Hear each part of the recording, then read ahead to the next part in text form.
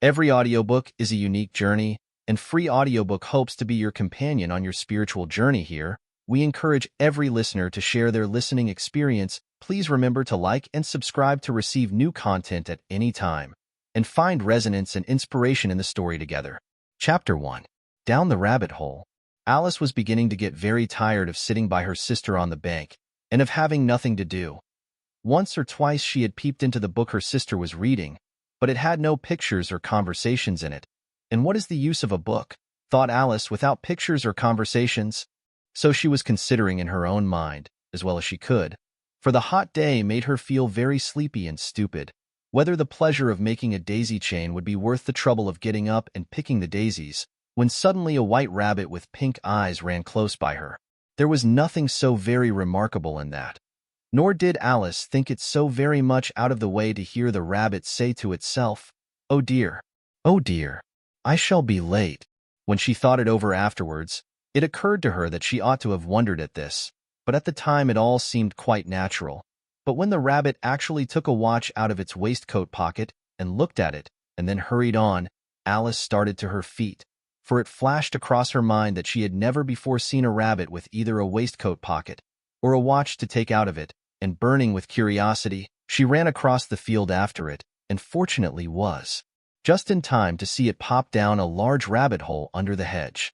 In another moment down went Alice after it, never once considering how in the world she was to get out again. The rabbit hole went straight on like a tunnel for some way, and then dipped suddenly down. So suddenly that Alice had not a moment to think about stopping herself before she found herself falling down a very deep well. Either the well was very deep, or she fell very slowly, for she had plenty of time as she went down to look about her and to wonder what was going to happen next. First, she tried to look down and make out what she was coming to, but it was too dark to see anything. Then she looked at the sides of the well, and noticed that they were filled with cupboards and bookshelves. Here and there she saw maps and pictures hung upon peg. She took down a jar from one of the shelves as she passed. It was labeled orange marmalade, but to her great disappointment it was empty. She did not like to drop the jar for fear of killing somebody underneath, so managed to put it into one of the cupboards as she fell past it. Well, thought Alice to herself, after such a fall as this, I shall think nothing of tumbling downstairs. How brave they'll all think me at home. Why, I wouldn't say anything about it, even if I fell off the top of the house. Which was very likely true. Down, down, down, would the fall never come to an end? I wonder how many miles I've fallen by this time, she said aloud. I must be getting somewhere near the center of the earth. Let me see. That would be 4,000 miles down, I think.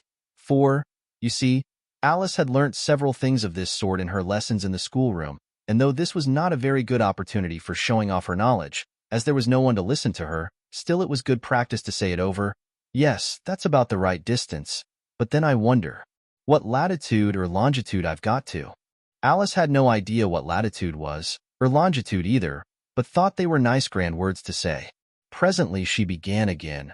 I wonder if I shall fall right through the earth. How funny it'll seem to come out among the people that walk with their heads downward. The antipathies, I think. She was rather glad there was no one listening, this time, as it didn't sound at all the right word. But I shall have to ask them what the name of the country is. Please, ma'am. Is this New Zealand or Australia? And she tried to curtsy as she spoke. Fancy curtsying as you're falling through the air. Do you think you could manage it? And what an ignorant little girl she'll think me for asking. No, it'll never do to ask. Perhaps I shall see it written up somewhere. Down, down, down, there was nothing else to do.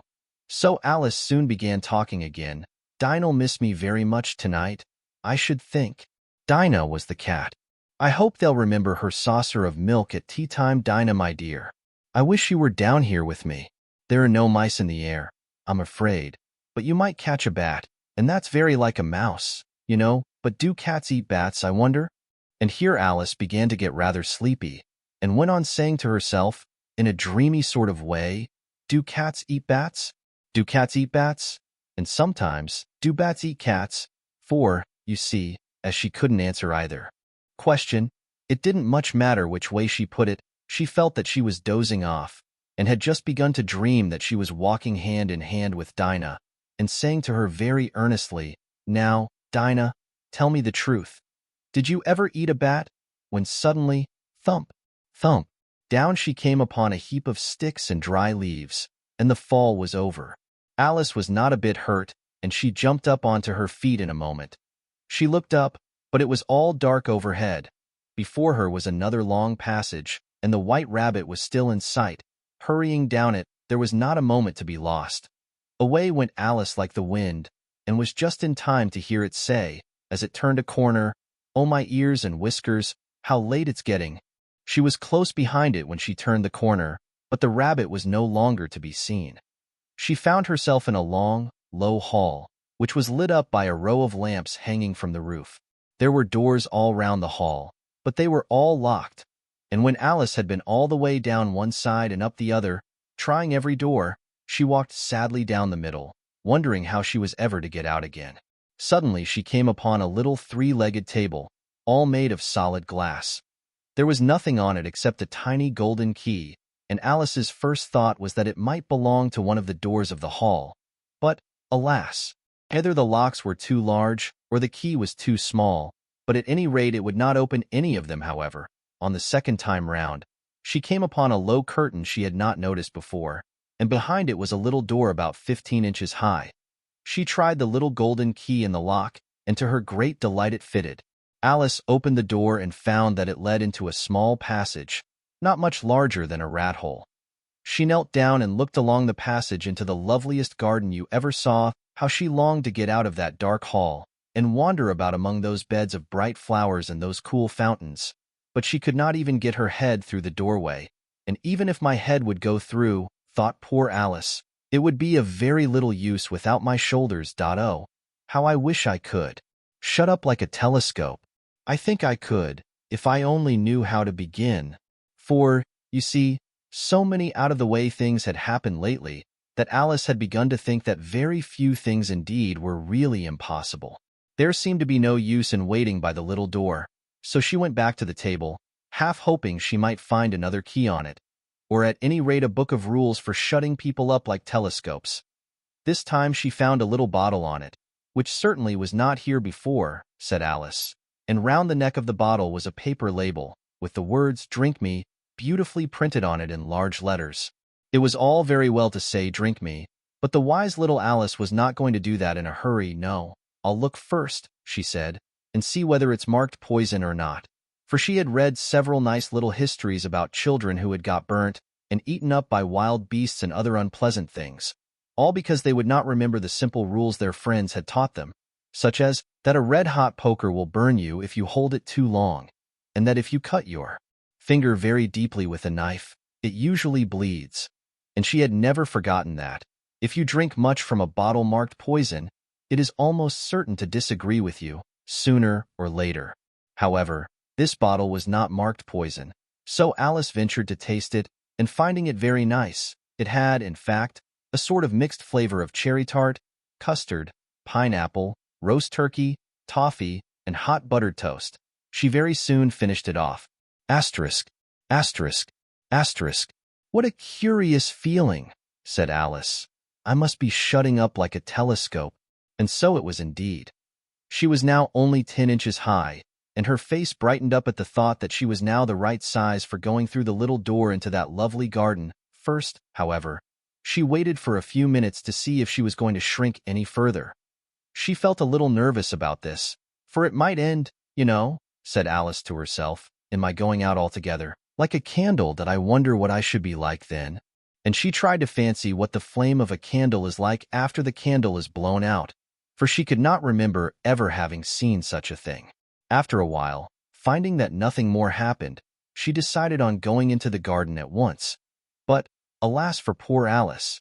When she got to the door, she found she had forgotten the little golden key, and when she went back to the table for it, she found she could not possibly reach it. She could see it quite plainly through the glass, and she tried her best to climb up one of the legs of the table, but it was too slippery, and when she had tired herself out with trying, the poor little thing sat down and cried. "Come, there's no use in crying like that," said Alice to herself, rather sharply. "I advise you to leave off this minute." She generally gave herself very good advice, though she very seldom followed it. and sometimes she scolded herself so severely as to bring tears into her eyes. And once she remembered trying to box her own ears for having cheated herself in a game of croquet she was playing against herself. For this curious child was very fond of pretending to be two people, but it's no use now, thought poor Alice, to pretend to be two people. Why, there's hardly enough of me left to make one respectable person. Soon her eye fell on a little glass box that was lying under the table.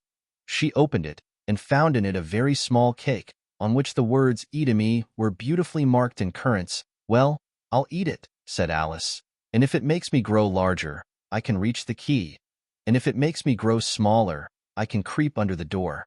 So either way I'll get into the garden, and I don't care which happens." She ate a little bit, and said anxiously to herself, "Which way?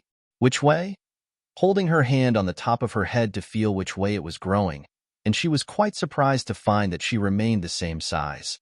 To be sure, this generally happens when one eats cake, but Alice had got so much into the way of expecting nothing but out-of-the-way things to happen, that it seemed quite dull and stupid for life to go on in the common way.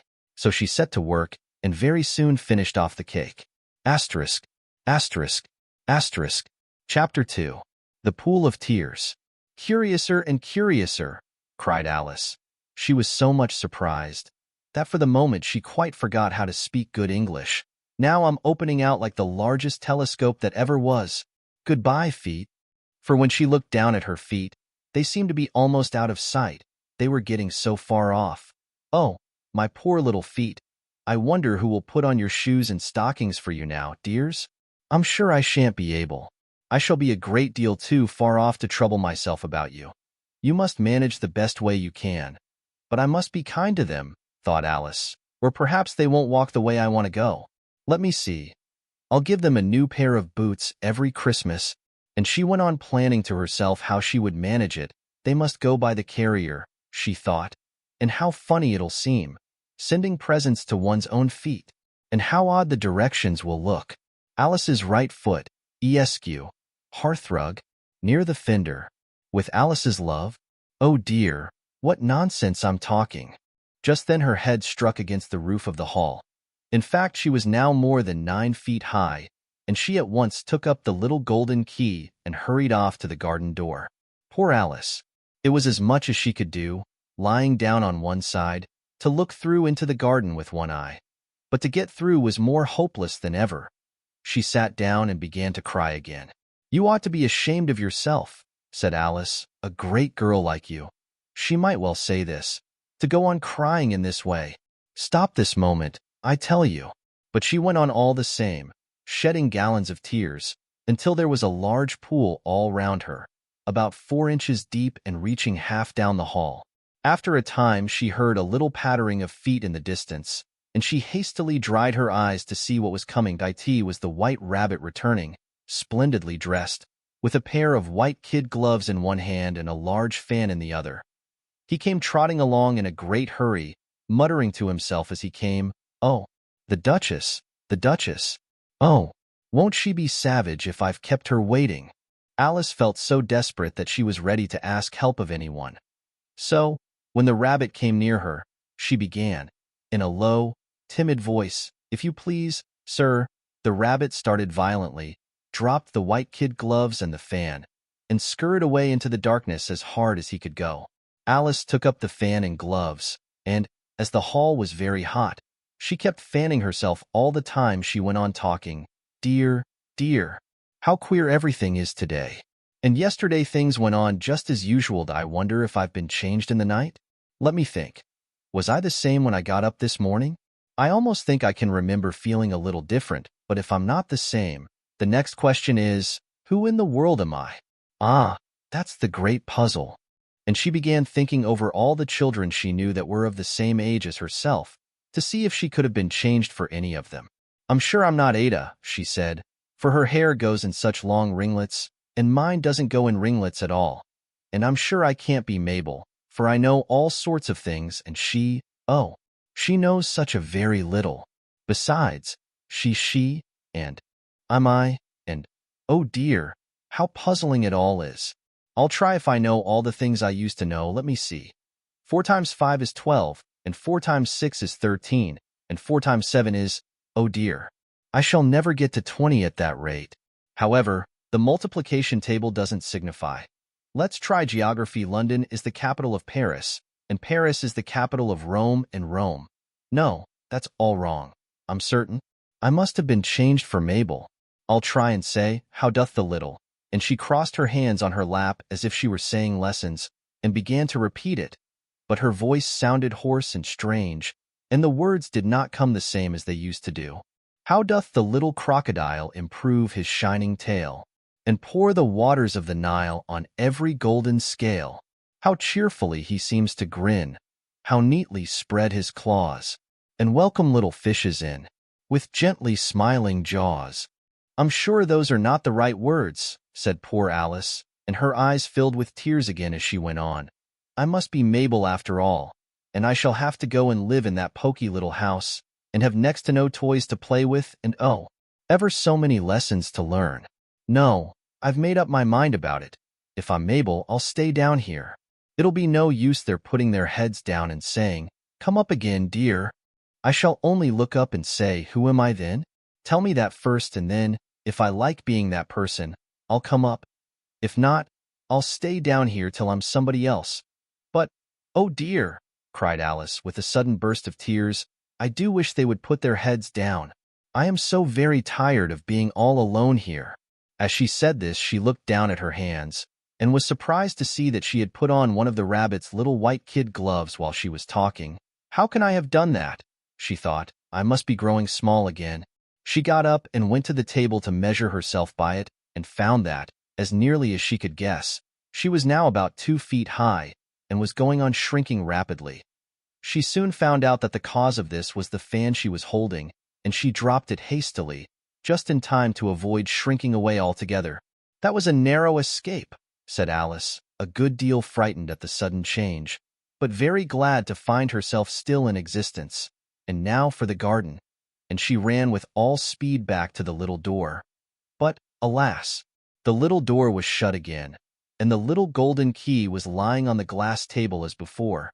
And things are worse than ever, thought the poor child, for I never was so small as this before, never, and I declare it's too bad, that it is. As she said these words her foot slipped, and in another moment, splash!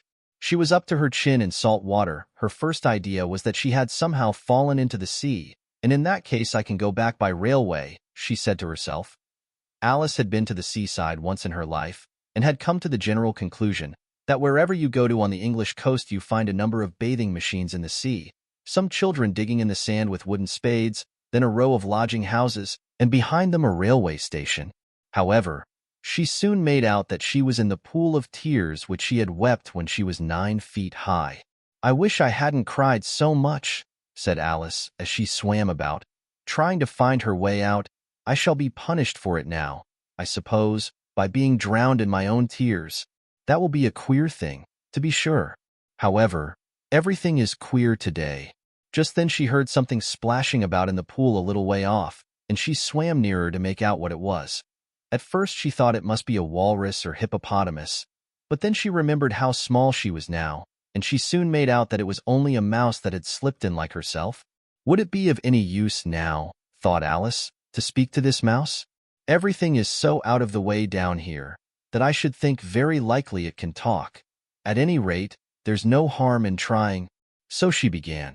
Oh, mouse, do you know the way out of this pool? I am very tired of swimming about here. Oh, mouse. Alice thought this must be the right way of speaking to a mouse. She had never done such a thing before, but she remembered having seen in her brother's Latin grammar, a mouse of a mouse, to a mouse, oh mouse. The mouse looked at her rather inquisitively, and seemed to her to wink with one of its little eyes, but it said nothing. Perhaps it doesn't understand English, thought Alice. I dare say it's a French mouse, come over with William the Conqueror, for, with all her knowledge of history, Alice had no very clear notion how long ago anything had happened. So she began again, "O est ma chat," which was the first sentence in her French lesson book. The mouse gave a sudden leap out of the water, and seemed to quiver all over with fright. "Oh, I beg your pardon," cried Alice hastily, afraid that she had hurt the poor animal's feelings. I quite forgot you didn't like cats." "Not like cats," cried the mouse in a shrill, passionate voice. "Would you like cats if you were me?" "Well, perhaps not," said Alice in a soothing tone. "Don't be angry about it, and yet I wish I could show you our cat Dinah. I think you'd take a fancy to cats if you could only see her. She is such a dear, quiet thing," Alice went on, half to herself, as she swam lazily about in the pool. "And she sits purring so nicely by the fire, licking her paws and washing her face, and she is such a nice soft thing to nurse, and she's such a capital one for catching mice." "Oh, I beg your pardon," cried Alice. Again, for this time the mouse was bristling all over, and she felt certain it must be really offended. "We won't talk about her any more if you'd rather not." "We indeed," cried the mouse, who was trembling down to the end of his tail, "as if I would talk on such a subject. Our family always hated cats. Nasty, low, vulgar things. Don't let me hear the name again." "I won't indeed," said Alice, in a great hurry to change the subject of conversation. Are you fond of dogs?" The mouse did not answer, so Alice went on eagerly. "There is such a nice little dog near our house I should like to show you. A little bright-eyed terrier, you know, with, oh, such long curly brown hair. And it'll fetch things when you throw them, and it'll sit up and beg for its dinner, and all sorts of things. I can't remember half of them. And it belongs to a farmer, you know, and he says it's so useful. It's worth £100. He says it kills all the rats and—" "Oh dear," cried Alice in a sorrowful tone. "I'm afraid I've offended it again." For the mouse was swimming away from her as hard as it could go, and making quite a commotion in the pool as it went. So she called softly after it, "Mouse dear, do come back again, and we won't talk about cats or dogs either, if you don't like them." When the mouse heard this, it turned round and swam slowly back to her. Its face was quite pale, with passion, Alice thought, and it said in a low, trembling voice, "Let us get to the shore, and then I'll tell you my history, and you'll understand why it is I hate cats and dogs." It was high time to go, for the pool was getting quite crowded with the birds and animals that had fallen into it. There were a duck and a dodo, a lory and an eaglet, and several other curious creatures. Alice led the way, and the whole party swam to the shore. Chapter 3. A Caucus Race and a Long Tail.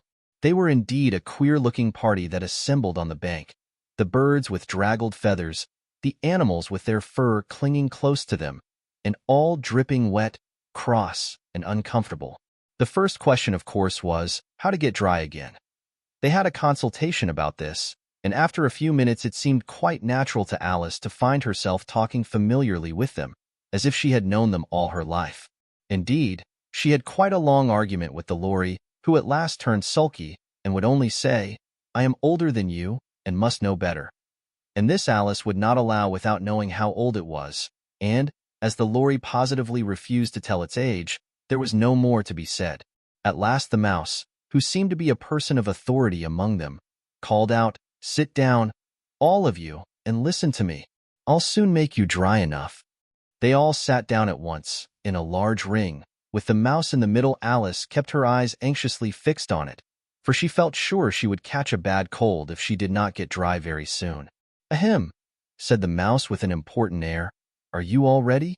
This is the driest thing I know. Silence all round, if you please." William the Conqueror, whose cause was favored by the Pope, was soon submitted to by the English, who wanted leaders, and had been of late much accustomed to usurpation and conquest. Edwin and Morcar, the Earls of Mercia and Northumbria. "Ugh," said the lory, with a shiver. "I beg your pardon," said the mouse, frowning, but very politely. "Did you speak?" "Not I," said the lory hastily. "I thought you did," said the mouse. "I proceed." Edwin and Morcar, the Earls of Mercia and Northumbria, declared for him, and even Stigand, the patriotic Archbishop of Canterbury, found it advisable. "Found what?" said the duck. "Found it," the mouse replied rather crossly. "Of course you know what it means." "I know what it means well enough, when I find a thing," said the duck. "It's generally a frog or a worm. The question is, what did the Archbishop find?" The mouse did not notice this question, but hurriedly went on. "Found it advisable to go with Edgar Atheling to meet William, and offer him the crown." William's conduct at first was moderate, but the insolence of his Normans. "How are you getting on now, my dear?" it continued, turning to Alice as it spoke. "As wet as ever," said Alice in a melancholy tone. "It doesn't seem to dry me at all." "In that case," said the dodo solemnly, rising to its feet, "I move that the meeting adjourn, for the immediate adoption of more energetic remedies." "Speak English," said the eaglet. "I don't know the meaning of half those long words, and, what's more, I don't believe you do either." And the eaglet bent down its head to hide a smile. Some of the other birds tittered audibly. "What I was going to say," said the dodo in an offended tone, "was that the best thing to get us dry would be a caucus race." "What is a caucus race?" said Alice. Not that she wanted much to know, but the dodo had paused as if it thought that somebody ought to speak, and no one else seemed inclined to say anything. "Why," said the dodo, "the best way to explain it is to do it, and, as you might like to try the thing yourself, some winter day, I will tell you how the dodo managed it. First it marked out a racecourse in a sort of circle. The exact shape doesn't matter, it said. And then all the party were placed along the course. Here and there was no 1, 2, 3, and away. But they began running when they liked and left off when they liked, so that it was not easy to know when the race was over. However, when they had been running half an hour or so, and were quite dry again, the dodo suddenly called out, 'The race is over,' and they all crowded round it, panting and asking, 'But who has won?' This question the dodo could not answer without a great deal of thought, and it sat for a long time with one finger pressed upon its forehead, the position in which you usually see Shakespeare in the pictures of him, while the rest waited in silence. T last the dodo said, 'Everybody has won, and all must have prizes. But who is to give the prizes?' Quite a chorus of voices asked. "Why, she, of course," said the dodo, pointing to Alice with one finger. And the whole party at once crowded round her, calling out in a confused way, "Prizes! Prizes!" Alice had no idea what to do, and in despair she put her hand in her pocket and pulled out a box of comfits. Luckily the salt water had not got into it, and handed them round as prizes. There was exactly one apiece, all round. "But she must have a prize herself, you know," said the mouse. "Of course," the dodo replied very gravely. "What else have you got in your pocket?" he went on, turning to Alice. "Only a thimble," said Alice sadly. "Hand it over here," said the dodo. Then they all crowded round her once more, while the dodo solemnly presented the thimble, saying, "We beg your acceptance of this elegant thimble." And, when it had finished this short speech, they all cheered. Alice thought the whole thing very absurd, but they all looked so grave that she did not dare to laugh. And, as she could not think of anything to say, she simply bowed and took the thimble, looking as solemn as she could. The next thing was to eat the comfits. This caused some noise and confusion, as the large birds complained that they could not taste theirs, and the small ones choked and had to be patted on the back. However, it was over at last, and they sat down again in a ring, and begged the mouse to tell them something more. "You promised to tell me your history, you know," said Alice, "and why it is you hate C and D," she added in a whisper, half afraid that it would be offended again. "Mine is a long and a sad tale," said the mouse, turning to Alice and sighing. "It is a long tale, certainly," said Alice, looking down with wonder at the mouse's tail. "But why do you call it sad?" And she kept on puzzling about it while the mouse was speaking, so that her idea of the tale was something like this. Fury said to a mouse that he met in the house, "Let us both go to law. I will prosecute you. Come, I'll take no denial. We must have a trial, for really this morning I've nothing to do," said the mouse to the cur. "Such a trial, dear sir, with no jury or judge, would be wasting our breath. I'll be judge, I'll be jury," said cunning old Fury. "I'll try the whole cause and condemn you to death." "You are not attending," said the mouse to Alice severely. "What are you thinking of?" "I beg your pardon," said Alice very humbly. "You had got to the fifth bend, I think?" "I had not," cried the mouse, sharply and very angrily. "A knot," said Alice, always ready to make herself useful, and looking anxiously about her. "Oh, do let me help to undo it." "I shall do nothing of the sort," said the mouse, getting up and walking away. "You insult me by talking such nonsense." "I didn't mean it," pleaded poor Alice, "but you're so easily offended, you know." The mouse only growled in reply. "Please come back and finish your story," Alice called after it, and the others all joined in chorus, "Yes, please do." But the mouse only shook its head impatiently and walked a little quicker. "What a pity it wouldn't stay," sighed the Lory, as soon as it was quite out of sight, and an old crab took the opportunity of saying to her daughter, "Ah, my dear, let this be a lesson to you never to lose your temper." "Hold your tongue, Ma," said the young crab, a little snappishly. "You're enough to try the patience of an oyster." "I wish I had our Dinah here. I know I do," said Alice aloud. Addressing nobody in particular, she'd soon fetch it back. "And who is Dinah, if I might venture to ask the question?" said the Lory. Alice replied eagerly, for she was always ready to talk about her pet. "Dinah's our cat, and she's such a capital one for catching mice you can't think. And oh, I wish you could see her after the birds. Why, she'll eat a little bird as soon as look at it." This speech caused a remarkable sensation among the party. Some of the birds hurried off at once. One old magpie began wrapping itself up very carefully, remarking, "I really must be getting home. The night air doesn't suit my throat." And a canary called out in a trembling voice to its children, "Come away, my dears. It's high time you were all in bed." On various pretexts they all moved off, and Alice was soon left alone. "I wish I hadn't mentioned Dinah," she said to herself in a melancholy tone. "Nobody seems to like her, down here, and I'm sure she's the best cat in the world. Oh, my dear Dinah, I wonder if I shall ever see you any more." And here poor Alice began to cry again, for she felt very lonely and low-spirited. In a little while, however, she again heard a little pattering of footsteps in the distance, and she looked up eagerly, half hoping that the mouse had changed his mind and was coming back to finish his story. Chapter 4. The Rabbit Sends in a Little Bill. It was the White Rabbit, trotting slowly back again, and looking anxiously about as it went, as if it had lost something. And she heard it muttering to itself, "The Duchess! The Duchess! Oh, my dear paws! Oh, my fur and whiskers! She'll get me executed, as sure as ferrets are ferrets. Where can I have dropped them, I wonder?"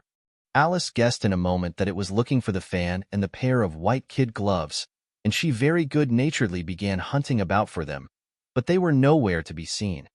Everything seemed to have changed since her swim in the pool, and the great hall, with the glass table and the little door, had vanished completely. Very soon the rabbit noticed Alice, as she went hunting about, and called out to her in an angry tone, "Why, Mary Ann, what are you doing out here? Run home this moment, and fetch me a pair of gloves and a fan. Quick now." And Alice was so much frightened that she ran off at once in the direction it pointed to, without trying to explain the mistake it had made. "He took me for his housemaid," she said to herself as she ran. "How surprised he'll be when he finds out who I am. But I'd better take him his fan and gloves, that is, if I can find them." As she said this, she came upon a neat little house, on the door of which was a bright brass plate with the name W. Rabbit engraved upon it. She went in without knocking and hurried upstairs, in great fear lest she should meet the real Mary Ann and be turned out of the house before she had found the fan and gloves. "How queer it seems," Alice said to herself, "to be going messages for a rabbit. I suppose Dinah'll be sending me on messages next." And she began fancying the sort of thing that would happen. "Miss Alice, come here directly, and get ready for your walk." "Coming in a minute, nurse. But I've got to see that the mouse doesn't get out." "Only I don't think," Alice went on, "that they'd let Dinah stop in the house if it began ordering people about like that." By this time she had found her way into a tidy little room with a table in the window, and on it, as she had hoped, a fan and 2 or 3 pairs of tiny white kid gloves. She took up the fan and a pair of the gloves, and was just going to leave the room, when her eye fell upon a little bottle that stood near the looking-glass. There was no label this time with the words, "Drink me," but nevertheless she uncorked it and put it to her lips. "I know something interesting is sure to happen," she said. To herself, whenever I eat or drink anything. So I'll just see what this bottle does. I do hope it'll make me grow large again, for really I'm quite tired of being such a tiny little thing. It did so indeed, and much sooner than she had expected. Before she had drunk half the bottle, she found her head pressing against the ceiling and had to stoop to save her neck from being broken. She hastily put down the bottle, saying to herself, "That's quite enough. I hope I shan't grow any more. As it is, I can't get out at the door. I do wish I hadn't drunk quite so much." Alas, it was too late to wish that. She went on growing, and very soon had to kneel down on the floor. In another minute there was not even room for this, and she tried the effect of lying down with one elbow against the door, and the other arm curled round her head. Still she went on growing, and, as a last resource, she put one arm out of the window and one foot up the chimney, and said to herself, "Now I can do no more, whatever happens. What will become of me?" Luckily for Alice, the little magic bottle had now had its full effect, and she grew no larger. Still it was very uncomfortable, and, as there seemed to be no sort of chance of her ever getting out of the room again, no wonder she felt unhappy. It was much pleasanter at home, thought poor Alice, when one wasn't always growing larger and smaller, and being ordered about by mice and rabbits. I almost wish I hadn't gone down that rabbit hole, and yet, it's rather curious, this sort of life. I do wonder what can have happened to me. When I used to read fairy tales, I fancied that kind of thing never happened, and now here I am in the middle of one. There ought to be a book written about me, that there ought. And when I grow up, I'll write one. But I'm grown up now, she added in a sorrowful tone. At least there's no room to grow up any more here. But then, thought Alice, shall I never get any older than I am now? That'll be a comfort, one way. Never to be an old woman. But then, always to have lessons to learn. Oh, I shouldn't like that. Oh, you foolish Alice, she answered herself. How can you learn lessons in here? Why, there's hardly room for you, and no room at all for any lesson books. And so she went on, taking first one side and then the other, and making quite a conversation of it altogether. But after a few minutes she heard a voice outside, and stopped to listen. "Marian, Marian," said the voice, "fetch me my gloves this moment." Then came a little pattering of feet on the stairs. Alice knew it was the rabbit coming to look for her, and she trembled till she shook the house, quite forgetting that she was now about 1,000 times as large as the rabbit, and had no reason to be afraid of it. Presently the rabbit came up to the door and tried to open it, but, as the door opened inwards, and Alice's elbow was pressed hard against it, that attempt proved a failure. Alice heard it say to itself, "Then I'll go round and get in at the window." "That you won't?" thought Alice, and, after waiting till she fancied she heard the rabbit just under the window, she suddenly spread out her hand, and made a snatch in the air. She did not get hold of anything, but she heard a little shriek and a fall, and a crash of broken glass, from which she concluded that it was just possible it had fallen into a cucumber frame, or something of the sort. Next came an angry voice, the rabbit's, "Pat, Pat, where are you?" And then a voice she had never heard before, "Sure, then I'm here. Digging for apples, your honor." "Digging for apples, indeed," said the rabbit angrily. "Here, come and help me out of this." Sounds of more broken glass. "Now tell me, Pat, what's that in the window?" "Sure, it's an arm, your honor." He pronounced it Aram. "An arm, you goose. Whoever saw one that size? Why, it fills the whole window." "Sure, it does, your honor. But it's an arm for all that." "Well, it's got no business there at any rate. Go and take it away." There was a long silence after this, and Alice could only hear whispers now and then, such as, "Sure, I don't like it, your honor, at all. Do as I tell you, you coward." And at last she spread out her hand again, and made another snatch in the air. This time there were 2 little shrieks, and more sounds of broken glass. What a number of cucumber frames there must be, thought Alice. I wonder what they'll do next. As for pulling me out of the window, I only wish they could. I'm sure I don't want to stay in here any longer. She waited for some time without hearing anything more. At last came a rumbling of little cartwheels, and the sound of a good many voices all talking together. She made out the words, "Where's the other ladder? Why, I hadn't to bring but one. Bill's got the other. Bill, fetch it here. Lad. Here, put him up at this corner. No, tie him together first. They don't reach half high enough yet. Oh, they'll do well enough. Don't be particular. Here, Bill, catch hold of this rope. Will the roof bear? Mind that loose slate. Oh, it's coming down. Heads below. A loud crash. Now, who did that? It was Bill, I fancy. Who's to go down the chimney? Nay, I shan't. You do it. That I won't, then. Bill's to go down. Here, Bill. The master says you're to go down the chimney. Oh, so Bill's got to come down the chimney, has he? Said Alice to herself. Shy, they seem to put everything upon Bill. I wouldn't be in Bill's place for a good deal. This fireplace is narrow, to be sure, but I think I can kick a little. She drew her foot as far down the chimney as she could, and waited till she heard a little animal. She couldn't guess of what sort it was, scratching and scrambling about in the chimney close above her.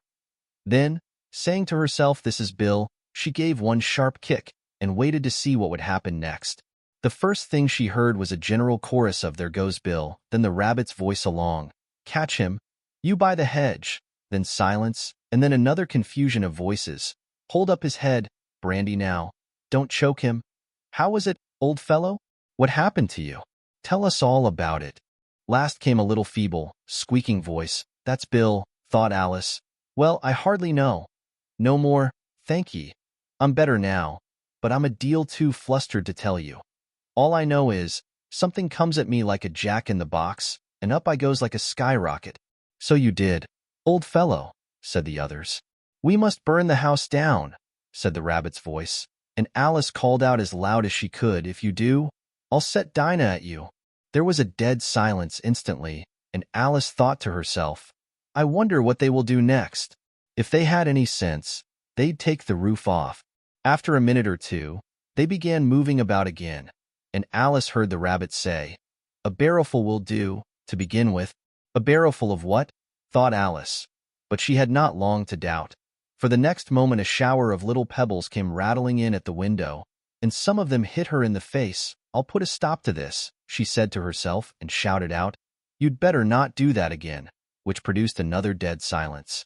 Alice noticed with some surprise that the pebbles were all turning into little cakes as they lay on the floor, and a bright idea came into her head. "If I eat one of these cakes," she thought, "it's sure to make some change in my size.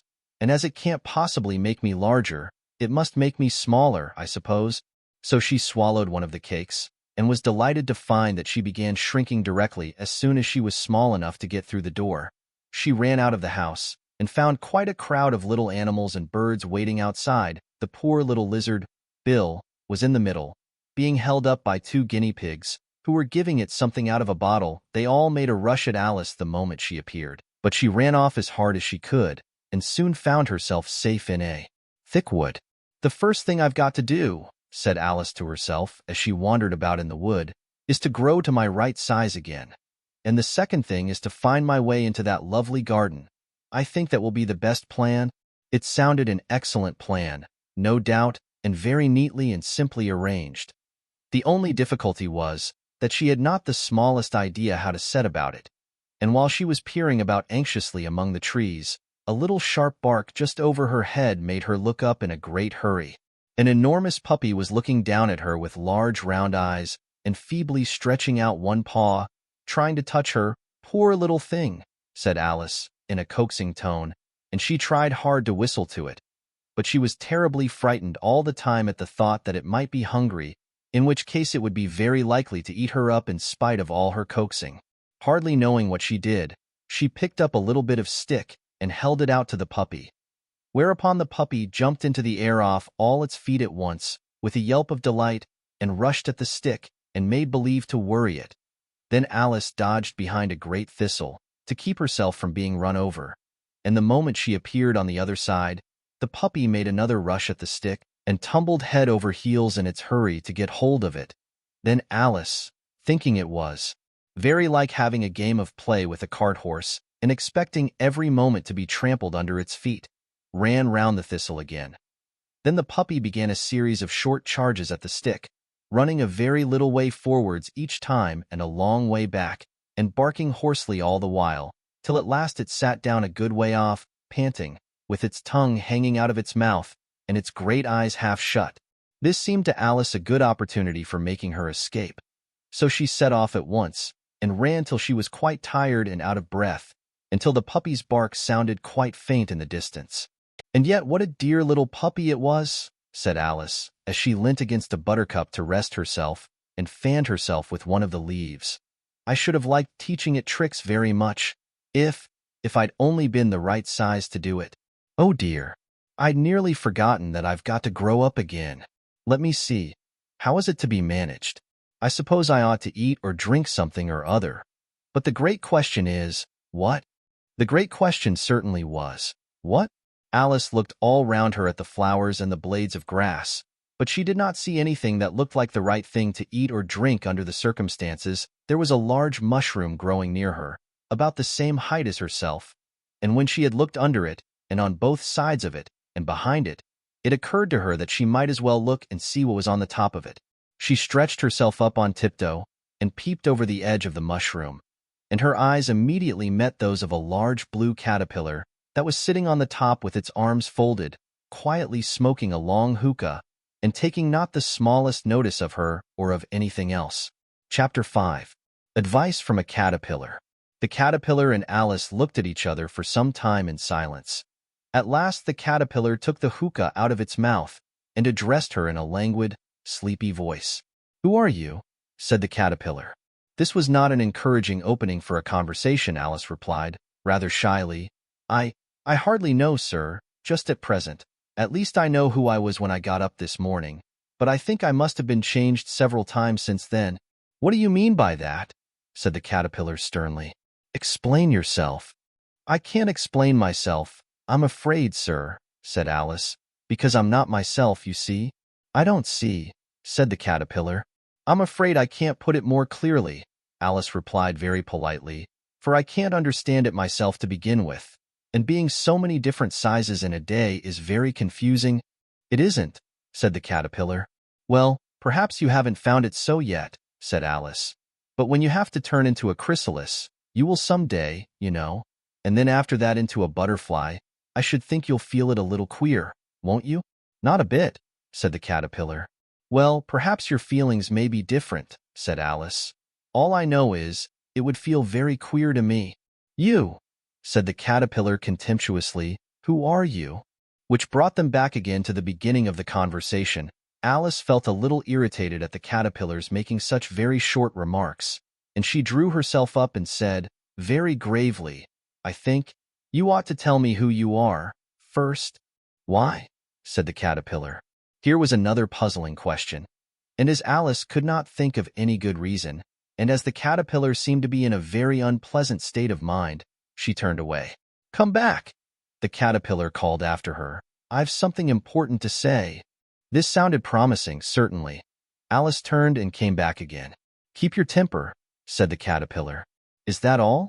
said Alice, swallowing down her anger as well as she could. "No," said the caterpillar. Alice thought she might as well wait, as she had nothing else to do. And perhaps after all it might tell her something worth hearing. For some minutes it puffed away without speaking, but at last it unfolded its arms, took the hookah out of its mouth again, and said, "So you think you're changed, do you?" "I'm afraid I am, sir," said Alice. "I can't remember things as I used, and I don't keep the same size for 10 minutes together." "Can't remember what things?" said the caterpillar. "Well, I've tried to say, 'How doth the little busy bee?' but it all came different." Alice replied in a very melancholy voice. "Repeat, 'You are old, Father William,'" said the caterpillar. Alice folded her hands and began.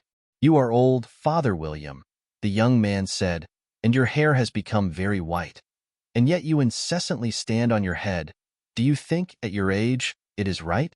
"In my youth," Father William replied to his son, "I feared it might injure the brain. But, now that I'm perfectly sure I have none, why, I do it again and again." "You are old," said the youth, "as I mentioned before, and have grown most uncommonly fat. Yet you turned a back somersault in at the door. Pray, what is the reason of that?" "In my youth," said the sage, as he shook his gray locks, I kept all my limbs very supple by the use of this ointment. 1 shilling the box. Allow me to sell you a couple? You are old, said the youth, and your jaws are too weak for anything tougher than suet. Yet you finished the goose, with the bones and the beak. Pray, how did you manage to do it? In my youth, said his father, I took to the law and argued each case with my wife, and the muscular strength which it gave to my jaw has lasted the rest of my life. You are old, said the youth. One would hardly suppose that your eye was as steady as ever. Yet you balanced an eel on the end of your nose. What made you so awfully clever? I have answered 3 questions, and that is enough, said his father. Don't give yourself airs. Do you think I can listen all day to such stuff? Be off, or I'll kick you downstairs. That is not said right, said the caterpillar. Not quite right, I'm afraid, said Alice timidly. Some of the words have got altered. It is wrong from beginning to end, said the caterpillar decidedly, and there was silence for some minutes. The caterpillar was the first to speak. What size do you want to be? It asked. Oh, I'm not particular as to size, Alice hastily replied. Only one doesn't like changing so often, you know. I don't know, said the caterpillar. Alice said nothing. She had never been so much contradicted in her life before, and she felt that she was losing her temper. Are you content now?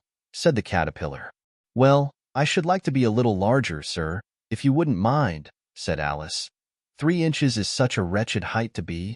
It is a very good height indeed, said the caterpillar angrily, rearing itself upright as it spoke. It was exactly 3 inches high. But I'm not used to it, pleaded poor Alice in a piteous tone, and she thought of herself. I wish the creatures wouldn't be so easily offended. You'll get used to it in time, said the caterpillar, and it put the hookah into its mouth and began smoking again. This time Alice waited patiently until it chose to speak again. In a minute or 2 the caterpillar took the hookah out of its mouth and yawned once or twice, and shook itself. Then it got down off the mushroom and crawled away in the grass, merely remarking as it went, one side will make you grow taller, and the other side will make you grow shorter. One side of what? The other side of what? Thought Alice to herself. Of the mushroom, said the caterpillar, just as if she had asked it aloud. And in another moment it was out of sight. Alice remained looking thoughtfully at the mushroom for a minute, trying to make out which were the 2 sides of it. And as it was perfectly round, she found this a very difficult question, however. At last she stretched her arms round it as far as they would go, and broke off a bit of the edge with each hand. And now which is which? She said to herself, and nibbled a little of the right-hand bit to try the effect. The next moment she felt a violent blow underneath her chin. It had struck her foot. She was a good deal frightened by this very sudden change, but she felt that there was no time to be lost, as she was shrinking rapidly. So she set to work at once to eat some of the other bit. Her chin was pressed so closely against her foot that there was hardly room to open her mouth, but she did it at last, and managed to swallow a morsel of the left-hand bit. Asterisk, asterisk, asterisk. Come, my head's free at last, said Alice in a tone of delight, which changed into alarm in another moment, when she found that her shoulders were nowhere to be found. All she could see, when she looked down, was an immense length of neck, which seemed to rise like a stalk out of a sea of green leaves that lay far below her. What can all that green stuff be? Said Alice, and where have my shoulders got to? And oh, my poor hands, how is it I can't see you? She was moving them about as she spoke, but no result seemed to follow, except a little shaking among the distant green leaves. As there seemed to be no chance of getting her hands up to her head, she tried to get her head down to them, and was delighted to find that her neck would bend about easily in any direction. Like a serpent, she had just succeeded in curving it down into a graceful zigzag, and was going to dive in among the leaves, which she found to be nothing but the tops of the trees under which she had been wandering, when a sharp hiss made her draw back in a hurry. A large pigeon had flown into her face and was beating her violently with its wings. "Serpent!" screamed the pigeon. "I'm not a serpent," said Alice indignantly. "Let me alone." "Serpent, I say again," repeated the pigeon, but in a more subdued tone, and added with a kind of sob, "I've tried every way, and nothing seems to suit them." "I haven't the least idea what you're talking about," said Alice. I've tried the roots of trees, and I've tried banks, and I've tried hedges, the pigeon went on, without attending to her. But those serpents, there's no pleasing them. Alice was more and more puzzled, but she thought there was no use in saying anything more till the pigeon had finished. As if it wasn't trouble enough hatching the eggs, said the pigeon. But I must be on the lookout for serpents night and day. Why, I haven't had a wink of sleep these 3 weeks. I'm very sorry you've been annoyed, said Alice, who was beginning to see its meaning. And just as I'd taken the highest tree in the wood, continued the pigeon, raising its voice to a shriek, and just as I was thinking I should be free of them at last, they must needs come wriggling down from the sky. Ugh, serpent! But I'm not a serpent, I tell you, said Alice. I'm a, well, what are you? Said the pigeon. I can see you're trying to invent something. I'm a little girl, said Alice, rather doubtfully, as she remembered the number of changes she had gone through that day. A likely story indeed, said the pigeon in a tone of the deepest contempt. I've seen a good many little girls in my time, but never one with such a neck as that. No, you're a serpent, and there's no use denying it. I suppose you'll be telling me next that you never tasted an egg. I have tasted eggs, certainly, said Alice, who was a very truthful child. But little girls eat eggs quite as much as serpents do, you know. I don't believe it, said the pigeon. But if they do, why then they're a kind of serpent, that's all I can say. This was such a new idea to Alice that she was quite silent for a minute or two, which gave the pigeon the opportunity of adding, You're looking for eggs? I know that well enough. And what does it matter to me whether you're a little girl or a serpent? It matters a good deal to me, said Alice hastily. But I'm not looking for eggs as it happens, and if I was, I shouldn't want yours. I don't like them raw. Well, be off, then, said the pigeon in a sulky tone. As it settled down again into its nest, Alice crouched down among the trees as well as she could, for her neck kept getting entangled among the branches, and every now and then she had to stop and untwist it. After a while she remembered that she still held the pieces of mushroom in her hands, and she set to work very carefully, nibbling first at one and then at the other, and growing sometimes taller and sometimes shorter, until she had succeeded in bringing herself down to her usual height. It was so long since she had been anything near the right size that it felt quite strange at first, but she got used to it in a few minutes, and began talking to herself as usual. Come, there's half my plan done now. How puzzling all these changes are. I'm never sure what I'm going to be, from one minute to another. However, I've got back to my right size. The next thing is to get into that beautiful garden. How is that to be done, I wonder?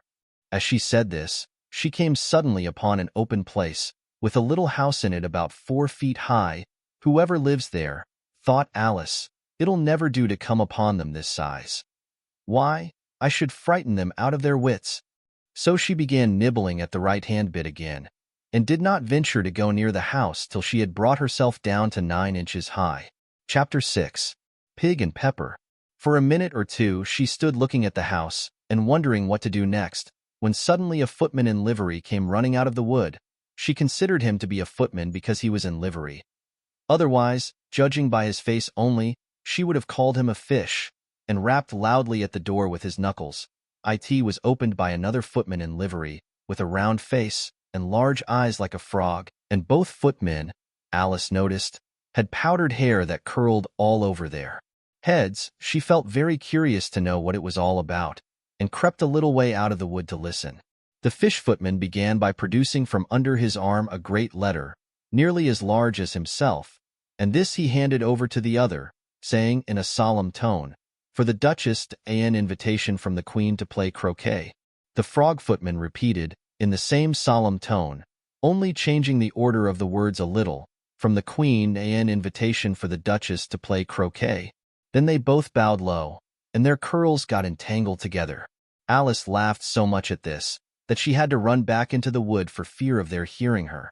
And when she next peeped out, the fish footman was gone, and the other was sitting on the ground near the door, staring stupidly up into the sky. Alice went timidly up to the door, and knocked. There's no sort of use in knocking, said the footman, and that for 2 reasons. First, because I'm on the same side of the door as you are. Secondly, because they're making such a noise inside, No one could possibly hear you, and certainly there was a most extraordinary noise going on within. A constant howling and sneezing, and every now and then a great crash, as if a dish or kettle had been broken to pieces. "Please then," said Alice, "how am I to get in?" "There might be some sense in your knocking," the footman went on, without attending to her.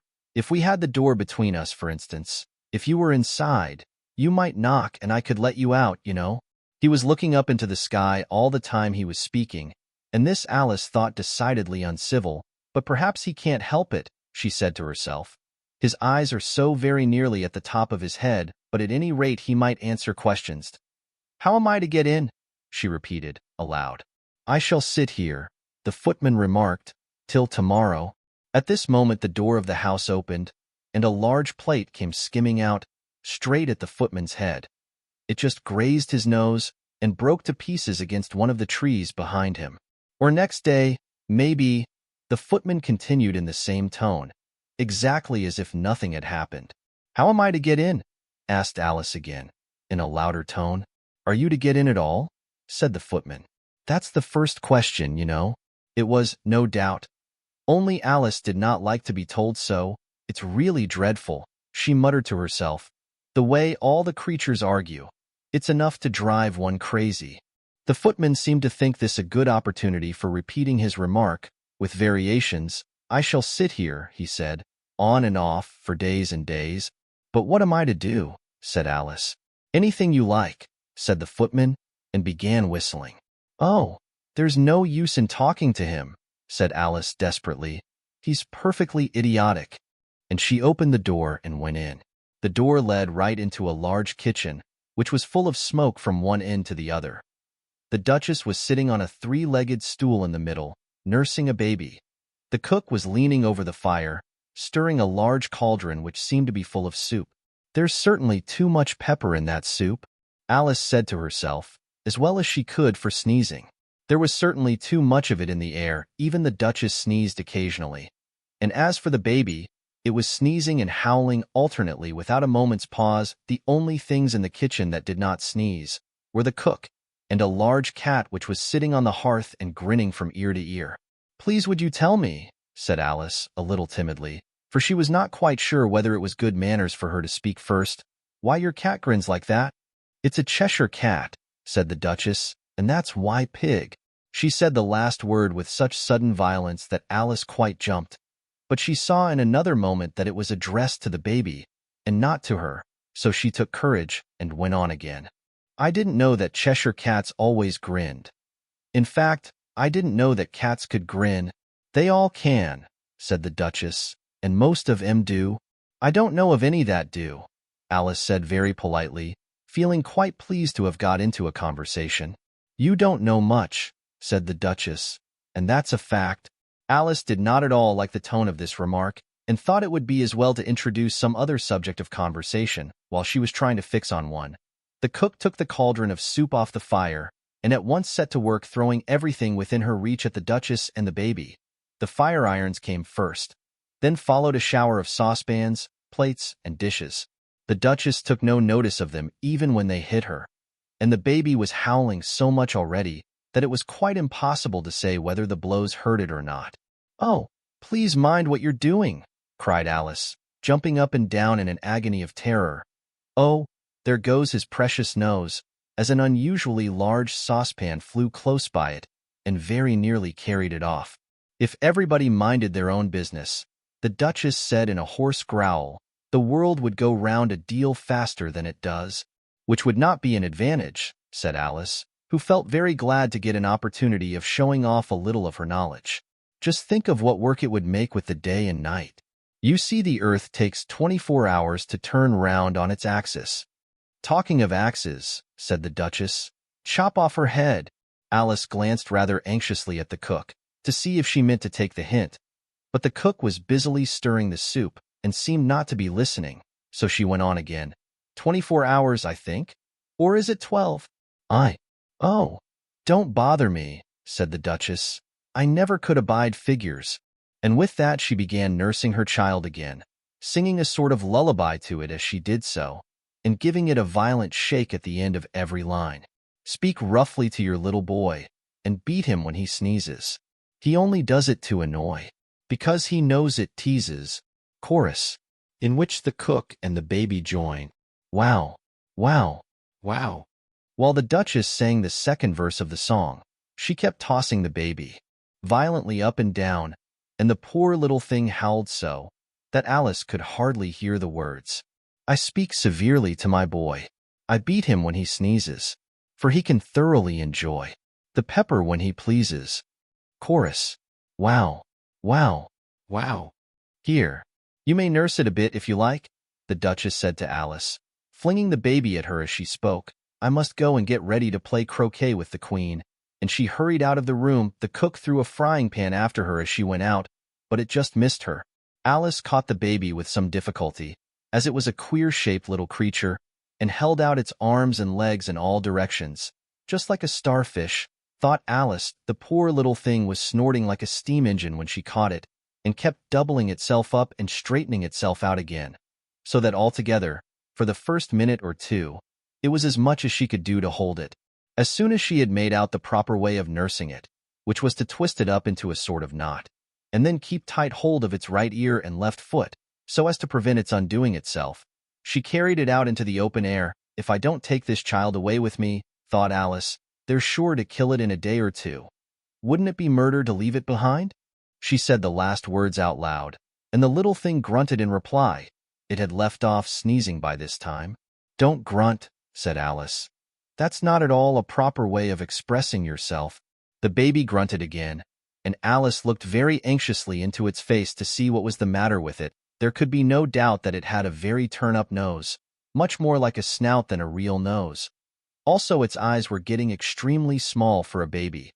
Altogether, Alice did not like the look of the thing at all, but perhaps it was only sobbing, she thought, and looked into its eyes again, to see if there were any tears. No, there were no tears. If you're going to turn into a pig, my dear, said Alice, seriously, I'll have nothing more to do with you, mind now. The poor little thing sobbed again, or grunted. It was impossible to say which, and they went on for some while in silence. Alice was just beginning to think to herself, now, what am I to do with this creature when I get it home? When it grunted again, so violently, that she looked down into its face in some alarm. This time there could be no mistake about it. It was neither more nor less than a pig, and she felt that it would be quite absurd for her to carry it further. So she set the little creature down, and felt quite relieved to see it trot away quietly into the wood. If it had grown up, she said to herself, it would have made a dreadfully ugly child. But it makes rather a handsome pig, I think. And she began thinking over other children she knew, who might do very well as pigs, and was just saying to herself, if one only knew the right way to change them, when she was a little startled by seeing the Cheshire Cat sitting on a bough of a tree a few yards off. The cat only grinned when it saw Alice. It looked good-natured, she thought. Still, it had very long claws and a great many teeth, so she felt that it ought to be treated with respect. Cheshire Puss, she began, rather timidly, as she did not at all know whether it would like the name. However, it only grinned a little wider. Come, it's pleased so far, thought Alice, and she went on. Would you tell me, please, which way I ought to go from here? That depends a good deal on where you want to get to, said the cat. I don't much care where, said Alice. Then it doesn't matter which way you go, said the cat. So long as I get somewhere, Alice added as an explanation. Oh, you're sure to do that, said the cat, if you only walk long enough. Alice felt that this could not be denied, so she tried another question. What sort of people live about here? In that direction, the cat said, waving its right paw round, lives a hatter. And in that direction, waving the other paw, lives a March hare. Visit either you like. They're both mad, but I don't want to go among mad people, Alice remarked. Oh, you can't help that, said the cat. We're all mad here. I'm mad that you're mad. How do you know I'm mad? Said Alice. You must be, said the cat, or you wouldn't have come here. Alice didn't think that proved it at all. However, she went on, and how do you know that you're mad? To begin with, said the cat, a dog's not mad, you grant that? I suppose so, said Alice. Well then, the cat went on, you see, a dog growls when it's angry, and wags its tail when it's pleased. Now I growl when I'm pleased, and wag my tail when I'm angry, therefore I'm mad. I call it purring, not growling, said Alice. Call it what you like, said the cat. Do you play croquet with the queen today? I should like it very much, said Alice, but I haven't been invited yet. You'll see me there, said the cat, and vanished. Alice was not much surprised at this. She was getting so used to queer things happening. While she was looking at the place where it had been, it suddenly appeared again. By the by, what became of the baby? Said the cat. I'd nearly forgotten to ask. It turned into a pig, Alice quietly said, just as if it had come back in a natural way. I thought it would, said the cat, and vanished again. Alice waited a little, half expecting to see it again, but it did not appear, and after a minute or two she walked on in the direction in which the March Hare was said to live. I've seen hatters before, she said to herself. The March Hare will be much the most interesting, and perhaps as this is May it won't be raving mad, at least not so mad as it was in March. As she said this, she looked up, and there was the cat again, sitting on a branch of a tree. Did you say pig, or fig? Said the cat. I said pig, replied Alice, and I wish you wouldn't keep appearing and vanishing so suddenly. You make one quite giddy. All right, said the cat. And this time it vanished quite slowly, beginning with the end of the tail, and ending with the grin, which remained some time after the rest of it had gone. Well, I've often seen a cat without a grin, thought Alice, but a grin without a cat. It's the most curious thing I ever saw in my life. She had not gone much farther before she came in sight of the house of the March Hare. She thought it must be the right house, because the chimneys were shaped like ears and the roof was thatched with it was so large a house that she did not like to go nearer till she had nibbled some more of the left-hand bit of mushroom and raised herself to about 2 feet high. Even then she walked up towards it rather timidly, saying to herself, suppose it should be raving mad after all. I almost wish I'd gone to see the Hatter instead. Chapter 7. A Mad Tea Party. There was a table set out under a tree in front of the house, and the March Hare and the Hatter were having tea at it. A dormouse was sitting between them, fast asleep, and the other two were using it as a cushion, resting their elbows on it, and talking over its head, very uncomfortable for the dormouse, thought Alice. Only, as it's asleep, I suppose it doesn't mind. The table was a large one, but the three were all crowded together at one corner of it. No room! No room! They cried out when they saw Alice coming. There's plenty of room, said Alice indignantly, and she sat down in a large armchair at one end of the table. Have some wine, the March Hare said in an encouraging tone. Alice looked all round the table, but there was nothing on it but tea. I don't see any wine, she remarked. There isn't any, said the March Hare. Then it wasn't very civil of you to offer it, said Alice angrily. It wasn't very civil of you to sit down without being invited, said the March Hare. I didn't know it was your table, said Alice. It's laid for a great many more than 3. Your hair wants cutting, said the Hatter. He had been looking at Alice for some time with great curiosity, and this was his first speech. You should learn not to make personal remarks, Alice said with some severity. It's very rude. The Hatter opened his eyes very wide on hearing this, but all he said was, Why is a raven like a writing desk? Come, we shall have some fun now, thought Alice. I'm glad they've begun asking riddles. I believe I can guess that, she added aloud. Do you mean that you think you can find out the answer to it? Said the March Hare. Exactly so, said Alice. Then you should say what you mean, the March Hare went on. I do, Alice hastily replied. At least I mean what I say. That's the same thing, you know. Not the same thing a bit, said the Hatter. You might just as well say that I see what I eat is the same thing as I eat what I see. You might just as well say, added the March Hare, that I like what I get is the same thing as I get what I like. You might just as well say, added the Dormouse, who seemed to be talking in his sleep, that I breathe when I sleep is the same thing as I sleep when I breathe. It is the same thing with you, said the Hatter, and here the conversation dropped, and the party sat silent for a minute, while Alice thought over all she could remember about ravens and writing desks, which wasn't much. The Hatter was the first to break the silence. What day of the month is it? He said, turning to Alice. He had taken his watch out of his pocket and was looking at it uneasily, shaking it every now and then and holding it to his ear. Alice considered a little, and then said, "The fourth." "2 days wrong," sighed the Hatter. "I told you butter wouldn't suit the works," he added, looking angrily at the March Hare. "It was the best butter," the March Hare meekly replied. "Yes, but some crumbs must have got in as well," the Hatter grumbled. "You shouldn't have put it in with the bread knife." The March Hare took the watch and looked at it gloomily. Then he dipped it into his cup of tea and looked at it again. But he could think of nothing better to say than his first remark. It was the best butter, you know. Alice had been looking over his shoulder with some curiosity. "What a funny watch," she remarked. "It tells the day of the month, and doesn't tell what o'clock it is." "Why should it?" muttered the Hatter. "Does your watch tell you what year it is?" "Of course not," Alice replied very readily.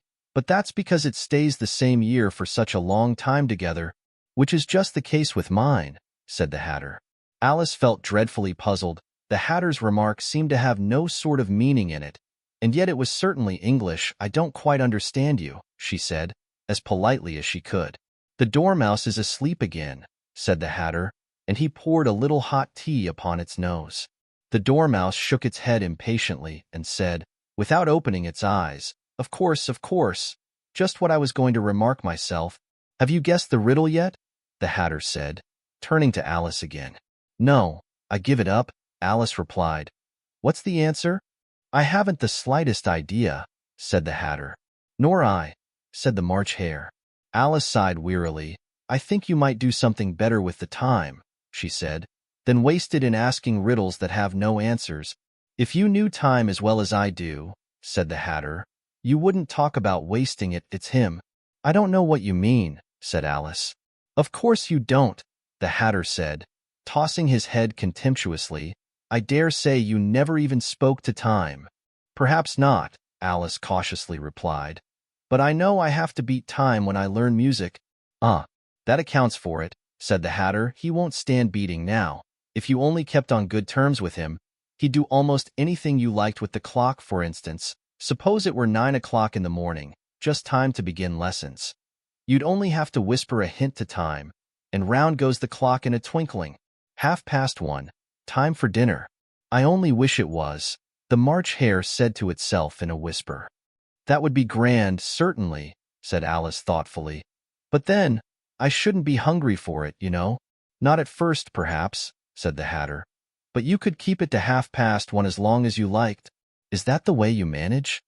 Alice asked. The Hatter shook his head mournfully. "Not I," he replied. "We quarreled last March, just before he went mad, you know," pointing with his teaspoon at the March Hare. "It was at the great concert given by the Queen of Hearts, and I had to sing, 'Twinkle, twinkle, little bat.' How I wonder what you're at. You know the song, perhaps?" "I've heard something like it," said Alice. "It goes on, you know," the Hatter continued, "in this way. Up above the world you fly, like a tea tray in the sky. Twinkle, twinkle." Here the Dormouse shook itself and began singing in its sleep, "Twinkle, twinkle, twinkle, twinkle," and went on so long that they had to pinch it to make it stop. "Well, I'd hardly finished the first verse," said the Hatter, when the Queen jumped up and bawled out, "He's murdering the time. Off with his head." "How dreadfully savage!" exclaimed Alice. And ever since that, the Hatter went on in a mournful tone, "He won't do a thing I ask. It's always 6 o'clock now." A bright idea came into Alice's head. "Is that the reason so many tea things are put out here?" she asked. "Yes, that's it," said the Hatter with a sigh. "It's always tea time, and we've no time to wash the things between whiles." "Then you keep moving round, I suppose," said Alice.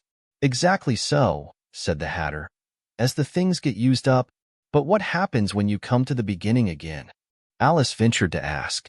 "Suppose we change the subject," the March Hare interrupted, yawning. "I'm getting tired of this. I vote the young lady tells us a story." "I'm afraid I don't know one," said Alice, rather alarmed at the proposal. "Then the Dormouse shall." They both cried, "Wake up, Dormouse!" and they pinched it on both sides at once. The Dormouse slowly opened his eyes. "I wasn't asleep," he said in a hoarse, feeble voice. "I heard every word you fellows were saying." "Tell us a story," said the March Hare. "Yes, please do," pleaded Alice. And be quick about it, added the Hatter, or you'll be asleep again before it's done. Once upon a time there were 3 little sisters. The Dormouse began in a great hurry, and their names were Elsie, Lacey, and Tilly, and they lived at the bottom of a well. What did they live on? Said Alice, who always took a great interest in questions of eating and drinking. They lived on treacle, said the Dormouse, after thinking a minute or two.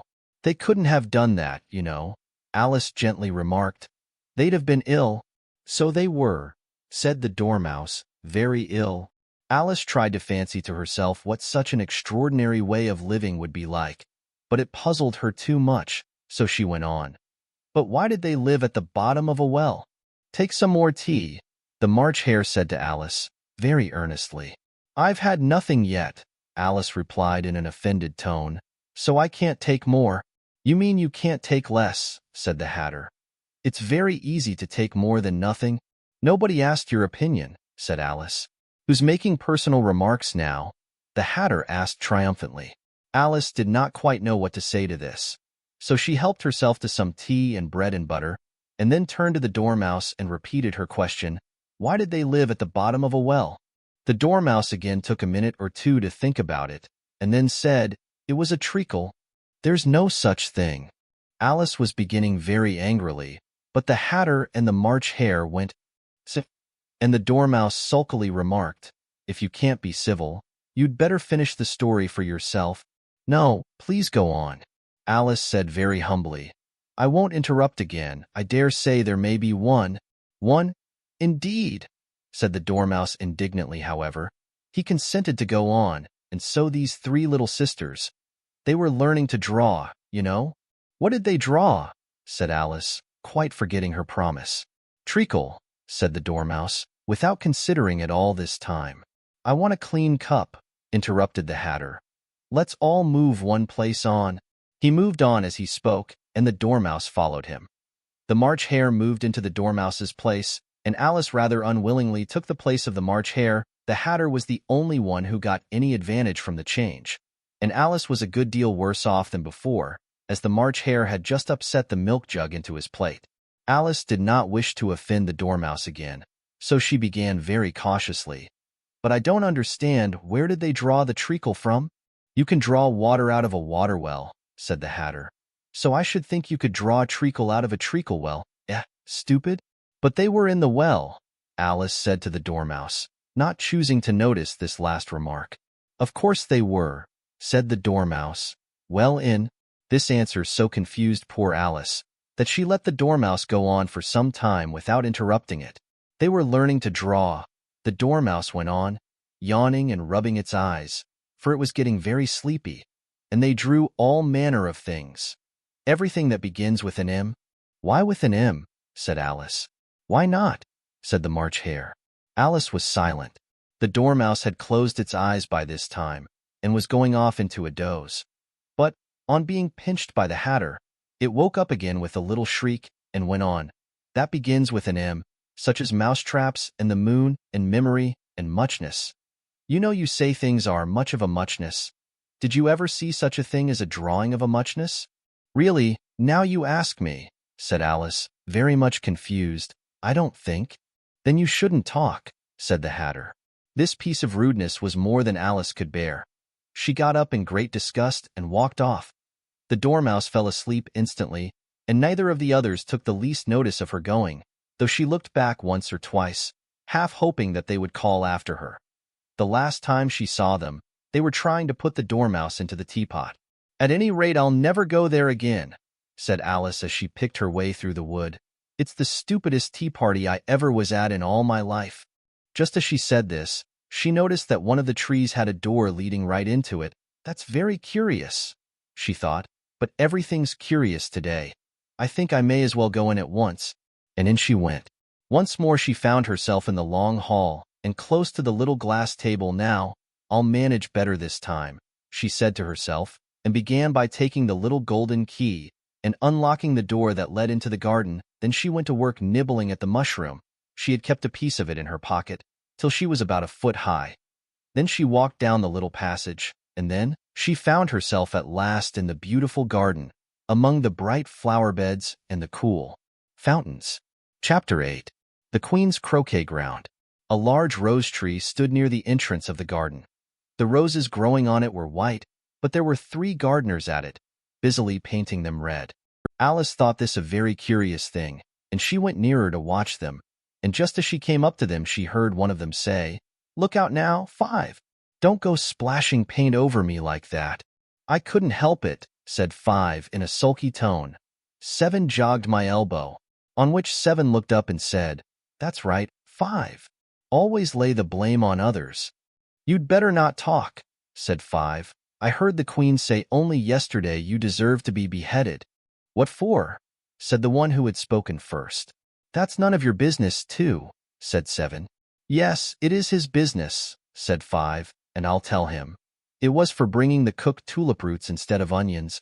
7 flung down his brush, and had just begun well, of all the unjust things, when his eye chanced to fall upon Alice, as she stood watching them, and he checked himself suddenly. The others looked round also, and all of them bowed low. "Would you tell me," said Alice, a little timidly, "why you are painting those roses?" 5 and 7 said nothing, but looked at 2.2 began in a low voice. "Why, the fact is, you see, miss, this here ought to have been a red rose tree, and we put a white one in by mistake. And if the Queen was to find it out, we should all have our heads cut off, you know, so you see, miss, we're doing our best, afore she comes, to." At this moment 5, who had been anxiously looking across the garden, called out, "The Queen! The Queen!" and the 3 gardeners instantly threw themselves flat upon their faces. There was a sound of many footsteps, and Alice looked round, eager to see the Queen. First came 10 soldiers carrying clubs. These were all shaped like the 3 gardeners, oblong and flat, with their hands and feet at the corners. Next the 10 courtiers. These were ornamented all over with diamonds, and walked 2 and 2, as the soldiers did. After these came the royal children. There were 10 of them, and the little dears came jumping merrily along hand in couples. They were all ornamented with heart. Next came the guests, mostly kings and queens, and among them, Alice recognized the White Rabbit. It was talking in a hurried, nervous manner, smiling at everything that was said, and went by without noticing her. Then followed the Knave of Hearts, carrying the king's crown on a crimson velvet cushion. And, last of all this grand procession, came the King and Queen of Hearts. Alice was rather doubtful whether she ought not to lie down on her face like the 3 gardeners, but she could not remember ever having heard of such a rule at processions. And besides, what would be the use of a procession, thought she, if people had all to lie down upon their faces, so that they couldn't see it? So she stood still where she was, and waited. When the procession came opposite to Alice, they all stopped and looked at her, and the Queen said severely, "Who is this?" She said it to the Knave of Hearts, who only bowed and smiled in reply. "Idiot," said the Queen, tossing her head impatiently. And, turning to Alice, she went on, "What's your name, child?" "My name is Alice, so please your Majesty," said Alice very politely. But she added, to herself, "Why, they're only a pack of cards, after all, I needn't be afraid of them." "And who are these?" said the Queen, pointing to the 3 gardeners who were lying round the rose tree. For, you see, as they were lying on their faces, and the pattern on their backs was the same as the rest of the pack, she could not tell whether they were gardeners, or soldiers, or courtiers, or 3 of her own children. "How should I know?" said Alice, surprised at her own courage. "It's no business of mine." The Queen turned crimson with fury, and, after glaring at her for a moment like a wild beast, screamed, "Off with her head! Off!" "Nonsense," said Alice, very loudly and decidedly, and the Queen was silent. The King laid his hand upon her arm, and timidly said, "Consider, my dear. She is only a child." The Queen turned angrily away from him, and said to the Knave, "Turn them over." The Knave did so, very carefully, with one foot. "Get up," said the Queen, in a shrill, loud voice, and the 3 gardeners instantly jumped up, and began bowing to the King, the Queen, the royal children, and everybody else. "Leave off that," screamed the Queen, "you make me giddy." And then, turning to the rose tree, she went on, "What have you been doing here?" "May it please your Majesty," said 2, in a very humble tone, going down on one knee as he spoke, We were trying. I see, said the queen, who had meanwhile been examining the roses. Off with their heads. And the procession moved on, 3 of the soldiers remaining behind to execute the unfortunate gardeners, who ran to Alice for protection. You shan't be beheaded, said Alice, and she put them into a large flower pot that stood near. The 3 soldiers wandered about for a minute or two, looking for them, and then quietly marched off after the others. Are their heads off? Shouted the queen. Their heads are gone, if it please your majesty, the soldiers shouted in reply. That's right, shouted the queen. Can you play croquet? The soldiers were silent and looked at Alice, as the question was evidently meant for her. Yes, shouted Alice. Come on, then, roared the queen, and Alice joined the procession, wondering very much what would happen next. It's a very fine day, said a timid voice at her side. She was walking by the white rabbit, who was peeping anxiously into her face. Very, said Alice. Where's the Duchess? Hush, hush, said the rabbit in a low, hurried tone. He looked anxiously over his shoulder as he spoke, and then raised himself upon tiptoe, put his mouth close to her ear, and whispered, She's under sentence of execution. What for? Said Alice. Did you say what a pity? The rabbit asked. No, I didn't, said Alice. I don't think it's at all a pity that I said what for. She boxed the queen's ears. The rabbit began. Alice gave a little scream of laughter. Oh, hush, the rabbit whispered in a frightened tone. The queen will hear you. You see, she came rather late, and the queen said, Get to your places, shouted the queen in a voice of thunder, and people began running about in all directions, tumbling up against each other. However, they got settled down in a minute or two, and the game began. Alice thought she had never seen such a curious croquet ground in her life. It was all ridges and furrows. The balls were live hedgehogs, the mallets live flamingos, and the soldiers had to double themselves up and to stand on their hands and feet to make the arches. The chief difficulty Alice found at first was in managing her flamingo. She succeeded in getting its body tucked away, comfortably enough, under her arm, with its legs hanging down, but generally, just as she had got its neck nicely straightened out and was going to give the hedgehog a blow with its head, it would twist itself round and look up in her face with such a puzzled expression that she could not help bursting out laughing. And when she had got its head down and was going to begin again, it was very provoking to find that the hedgehog had unrolled itself and was in the act of crawling away. Besides all this, there was generally a ridge or furrow in the way wherever she wanted to send the hedgehog to, and, as the doubled-up soldiers were always getting up and walking off to other parts of the ground, Alice soon came to the conclusion that it was a very difficult game indeed. The players all played at once without waiting for turns, quarreling all the while, and fighting for the hedgehogs. And in a very short time the queen was in a furious passion, and went stamping about and shouting off with his head, or off with her head, about once in a minute. Alice began to feel very uneasy.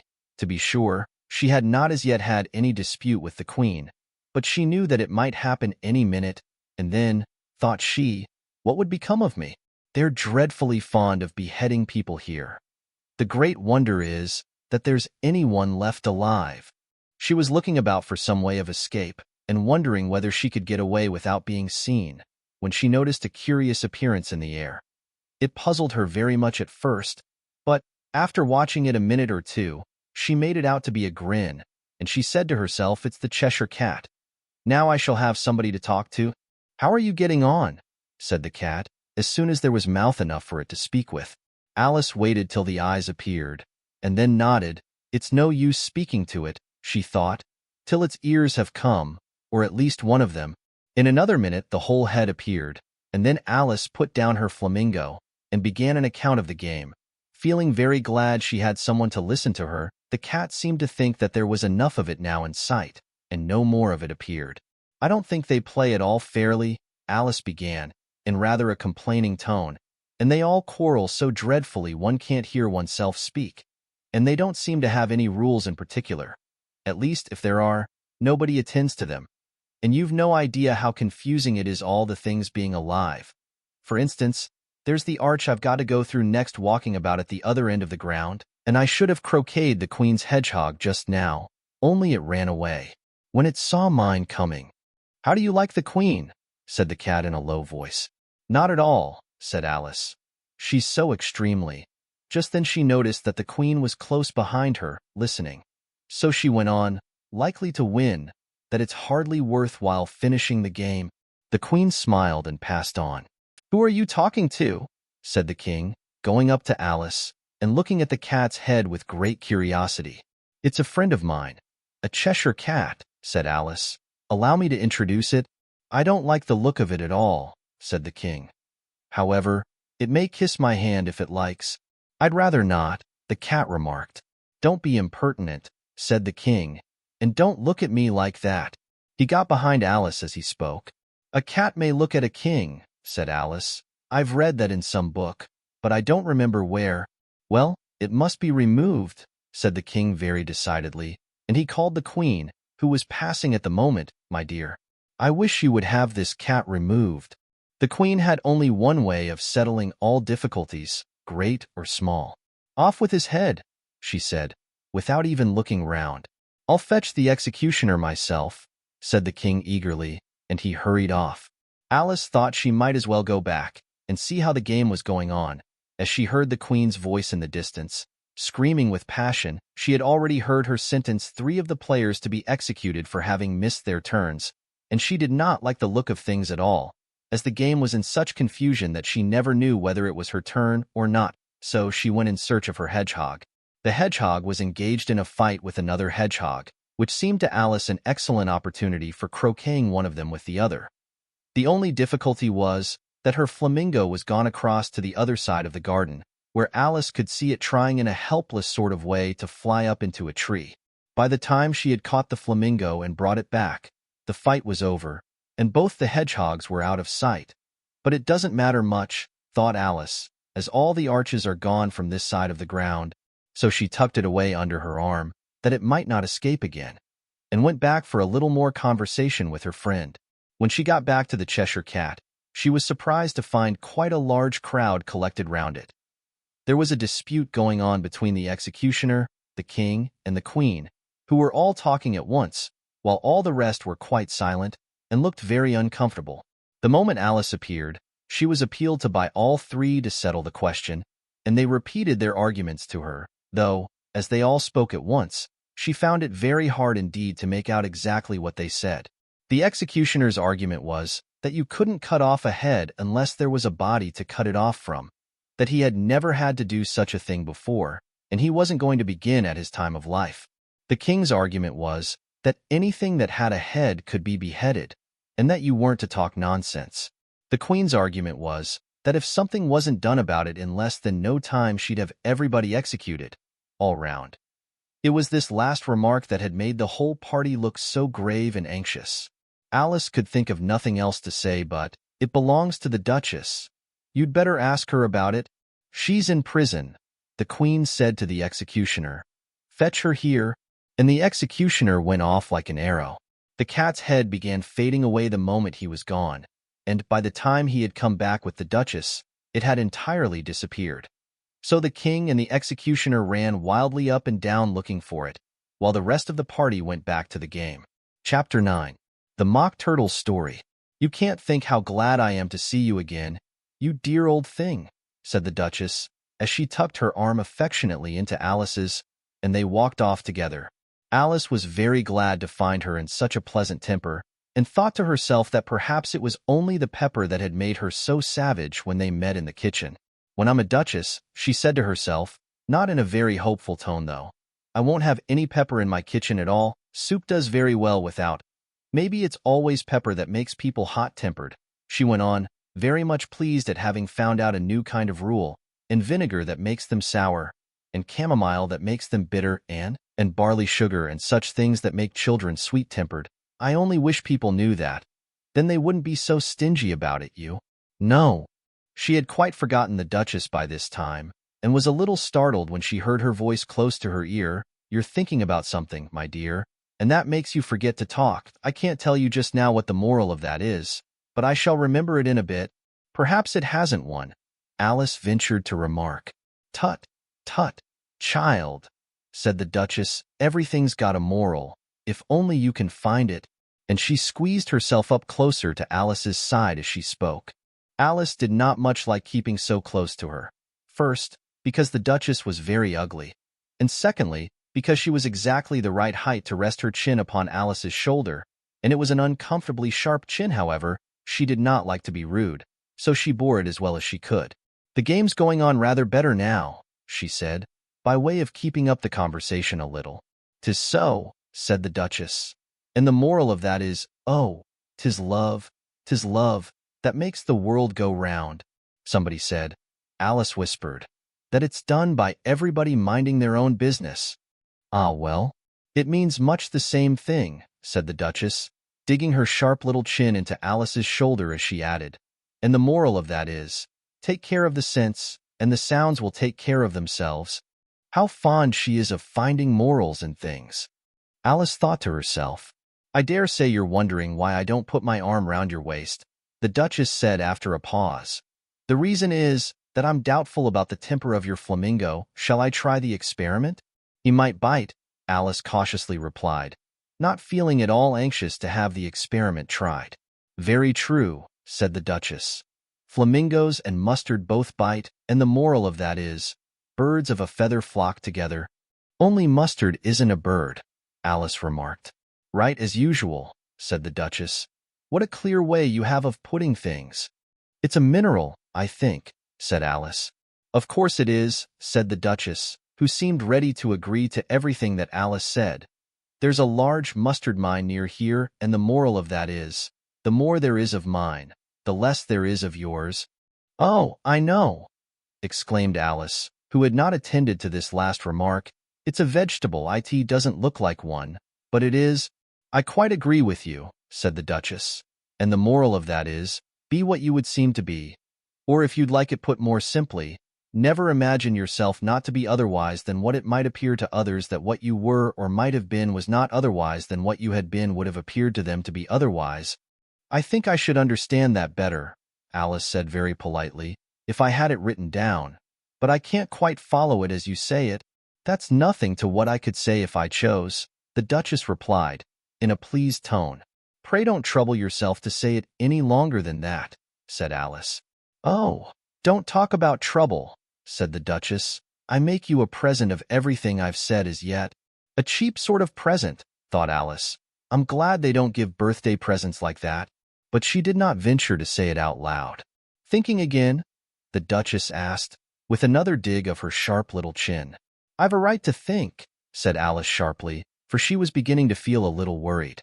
"Just about as much right," said the Duchess, "as pigs have to fly, and the M—" But here, to Alice's great surprise, the Duchess's voice died away, even in the middle of her favorite word, moral, and the arm that was linked into hers began to tremble. Alice looked up, and there stood the Queen in front of them, with her arms folded, frowning like a thunderstorm. "A fine day, Your Majesty," the Duchess began in a low, weak voice. "Now, I give you fair warning," shouted the Queen, stamping on the ground as she spoke. "Either you or your head must be off, and that in about half no time. Take your choice." The Duchess took her choice, and was gone in a moment. "Let's go on with the game," the Queen said to Alice. And Alice was too much frightened to say a word, but slowly followed her back to the croquet ground. The other guests had taken advantage of the Queen's absence, and were resting in the shade. However, the moment they saw her, they hurried back to the game, the Queen merely remarking that a moment's delay would cost them their lives. All the time they were playing, the Queen never left off quarreling with the other players, and shouting, "Off with his head!" or "Off with her head!" Those whom she sentenced were taken into custody by the soldiers, who of course had to leave off being arches to do this, so that by the end of half an hour or so there were no arches left, and all the players, except the King, the Queen, and Alice, were in custody and under sentence of execution. Then the Queen left off, quite out of breath, and said to Alice, "Have you seen the mock turtle yet?" "No," said Alice. "I don't even know what a mock turtle is." "It's the thing mock turtle soup is made from," said the Queen. "I never saw one, or heard of one," said Alice. "Come on, then," said the Queen, "and he shall tell you his history." As they walked off together, Alice heard the King say in a low voice, to the company generally, "You are all pardoned." Come. That's a good thing, she said to herself, for she had felt quite unhappy at the number of executions the queen had ordered. They very soon came upon a griffin, lying fast asleep in the sun. If you don't know what a griffin is, look at the picture. Up, lazy thing, said the queen, and take this young lady to see the mock turtle, and to hear his history. I must go back and see after some executions I have ordered. And she walked off, leaving Alice alone with the griffin. Alice did not quite like the look of the creature, but on the whole she thought it would be quite as safe to stay with it as to go after that savage queen. So she waited. The griffin sat up and rubbed its eyes. Then it watched the queen till she was out of sight. Then it chuckled. What fun, said the griffin, half to itself, half to Alice. What is the fun, said Alice. Why, she, said the griffin, it's all her fancy that. They never executes nobody, you know, come on. Everybody says, come on. Here, thought Alice, as she went slowly after it. I never was so ordered about in all my life, never. They had not gone far before they saw the mock turtle in the distance, sitting sad and lonely on a little ledge of rock, and, as they came nearer, Alice could hear him sighing as if his heart would break. She pitied him deeply. What is his sorrow? She asked the griffin, and the griffin answered, very nearly in the same words as before. It's all his fancy, that. He hasn't got no sorrow, you know, come on. So they went up to the mock turtle, who looked at them with large eyes full of tears, but said nothing. This here young lady, said the griffin, she wants for to know your history, she do. I'll tell it her, said the mock turtle in a deep, hollow tone. Sit down, both of you, and don't speak a word till I've finished. So they sat down, and nobody spoke for some minutes. Alice thought to herself, I don't see how he can ever finish if he doesn't begin. But she waited patiently. Once, said the mock turtle at last, with a deep sigh, I was a real turtle. These words were followed by a very long silence, broken only by an occasional exclamation of HJCKRRH from the griffin, and the constant heavy sobbing of the mock turtle. Alice was very nearly getting up and saying, Thank you, sir, for your interesting story, but she could not help thinking there must be more to come, so she sat still and said nothing. When we were little, the mock turtle went on at last, more calmly, though still sobbing a little now and then, we went to school in the sea. The master was an old turtle. We used to call him Tortoise. Why did you call him Tortoise, if he wasn't one? Alice asked. We called him Tortoise because he taught us, said the mock turtle angrily. Really, you are very dull. You ought to be ashamed of yourself for asking such a simple question, added the griffin. And then they both sat silent and looked at poor Alice, who felt ready to sink into the earth. Last the griffin said to the mock turtle, Drive on, old fellow. Don't be all day about it. And he went on in these words. Yes, we went to school in the sea, though you mayn't believe it. I never said I didn't, interrupted Alice. You did, said the mock turtle. Hold your tongue, added the griffin. Before Alice could speak again, the mock turtle went on. We had the best of educations. In fact, we went to school every day. I've been to a day school too, said Alice. You needn't be so proud as all that. With extras? Asked the mock turtle a little anxiously. Yes, said Alice. We learned French and music. And washing? Said the mock turtle. Certainly not, said Alice indignantly. Then yours wasn't a really good school, said the mock turtle in a tone of great relief. Now at ours they had at the end of the bill, French, music, and washing, extra. You couldn't have wanted it much, said Alice. Living at the bottom of the sea? I couldn't afford to learn it, said the mock turtle with a sigh. I only took the regular course. What was that? Inquired Alice. Reeling and writhing, of course, to begin with, the mock turtle replied, and then the different branches of arithmetic, ambition, distraction, uglification, and derision. I never heard of uglification, Alice ventured to say. What is it? The griffin lifted up both its paws in surprise. What? Never heard of uglifying, it exclaimed. You know what to beautify is, I suppose? Yes, said Alice doubtfully. It means to make anything prettier. Well then, the griffin went on, if you don't know what to uglify is, you are a simpleton. Alice did not feel encouraged to ask any more questions about it, so she turned to the mock turtle. and said, "What else had you to learn?" "Well, there was mystery," the Mock Turtle replied, counting off the subjects on his flappers. "Mystery, ancient and modern, with seography. Then drawling. The drawling master was an old congareel that used to come once a week. He taught us drawling, stretching, and fainting in coils." "What was that like?" said Alice. "Well, I can't show it you myself," the Mock Turtle said. "I'm too stiff, and the Griffin never learn it." "Hadn't time," said the Griffin. "I went to the classics master, though he was an old crab, he was." "I never went to him," the Mock Turtle said with a sigh. "He taught laughing and grief, they used to say." "So he did, so he did," said the Griffin, sighing in his turn. And both creatures hid their faces in their paws. "And how many hours a day did you do lessons?" said Alice, in a hurry to change the subject. 10 hours the first day," said the Mock Turtle, 9 the next, and so on.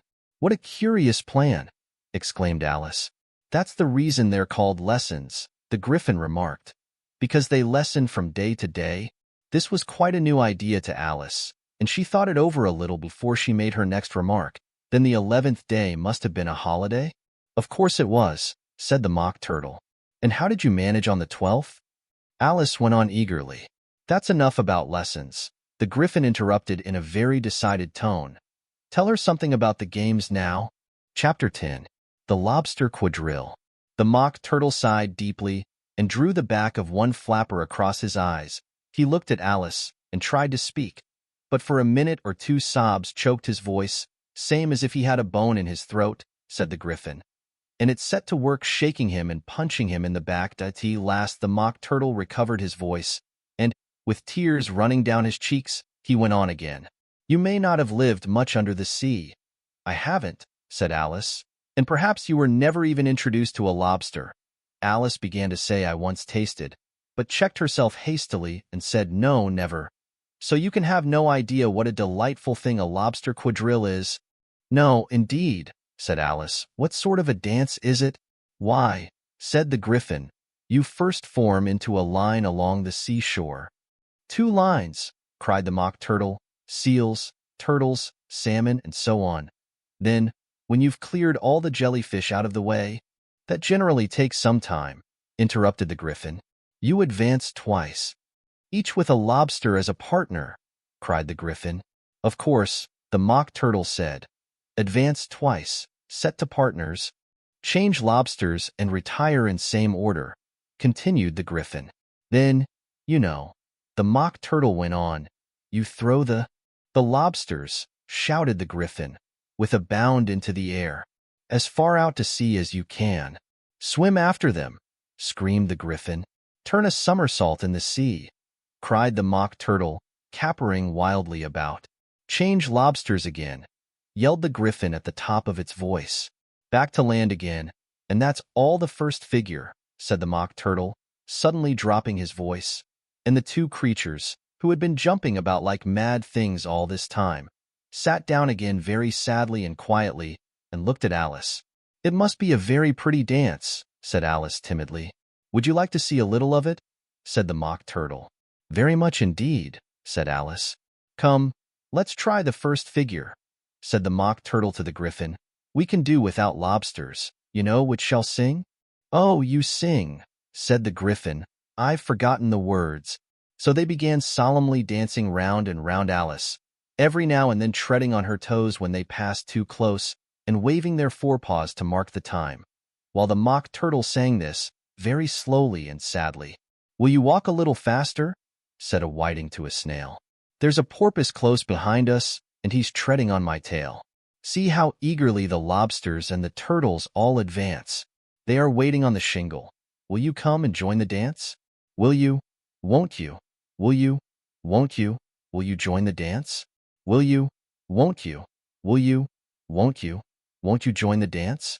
You can really have no notion how delightful it will be when they take us up and throw us, with the lobsters, out to sea." But the snail replied, "Too far, and gave a look askance. Said he thanked the whiting kindly, but he would not join the dance. Would not, could not, would not, could not, would not join the dance.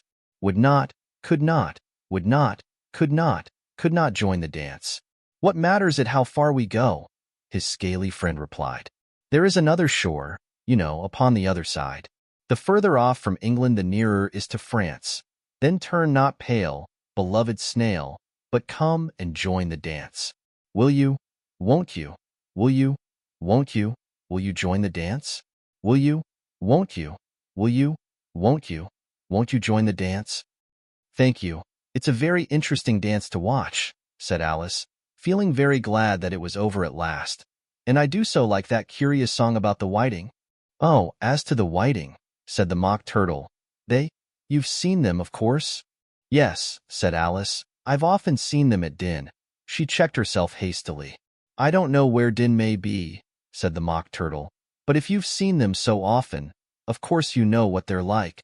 I believe so, Alice replied thoughtfully. They have their tails in their mouths, and they're all over crumbs. You're wrong about the crumbs, said the Mock Turtle. Crumbs would all wash off in the sea, but they have their tails in their mouths.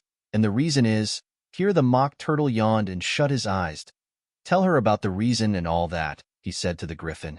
The reason is, said the Griffin, that they would go with the lobsters to the dance, so they got thrown out to sea, so they had to fall a long way, so they got their tails fast in their mouths, so they couldn't get them out again. That's all. Thank you, said Alice. It's very interesting. I never knew so much about a whiting before. I can't tell you more than that, if you like, said the Griffin. Do you know why it's called a whiting? I never thought about it, said Alice. Why? It does the boots and shoes, the Griffin replied very solemnly. Alice was thoroughly puzzled. Does the boots and shoes? She repeated in a wondering tone. Why, what are your shoes done with? Said the Griffin. I mean, what makes them so shiny? Alice looked down at them and considered a little before she gave her answer. They're done with blacking, I believe. Boots and shoes under the sea, the Griffin went on in a deep voice, are done with a whiting now, you know. And what are they made of? Alice asked in a tone of great curiosity. Soles and eels, of course, the Griffin replied rather impatiently. Any shrimp could have told you that. If I'd been the whiting, said Alice, whose thoughts were still running on the song, I'd have said to the porpoise, keep back, please. We don't want you with us. They were obliged to have him with them, the Mock Turtle said. No wise fish would go anywhere without a porpoise. Wouldn't it really? Said Alice in a tone of great surprise.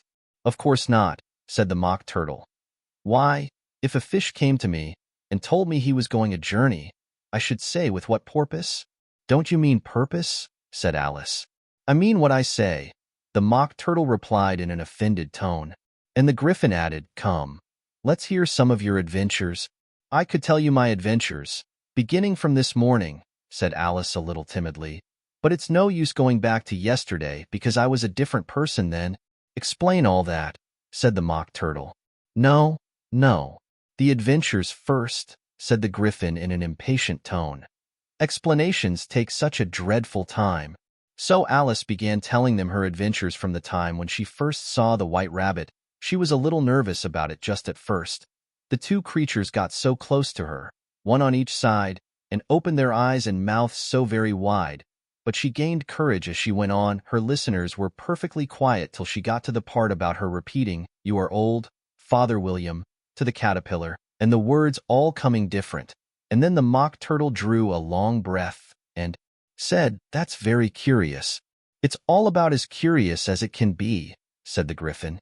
It all came different, the Mock Turtle repeated thoughtfully.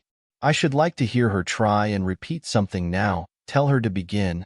He looked at the Griffin as if he thought it had some kind of authority over Alice. Stand up and repeat. 'Tis the voice of the sluggard, said the Griffin.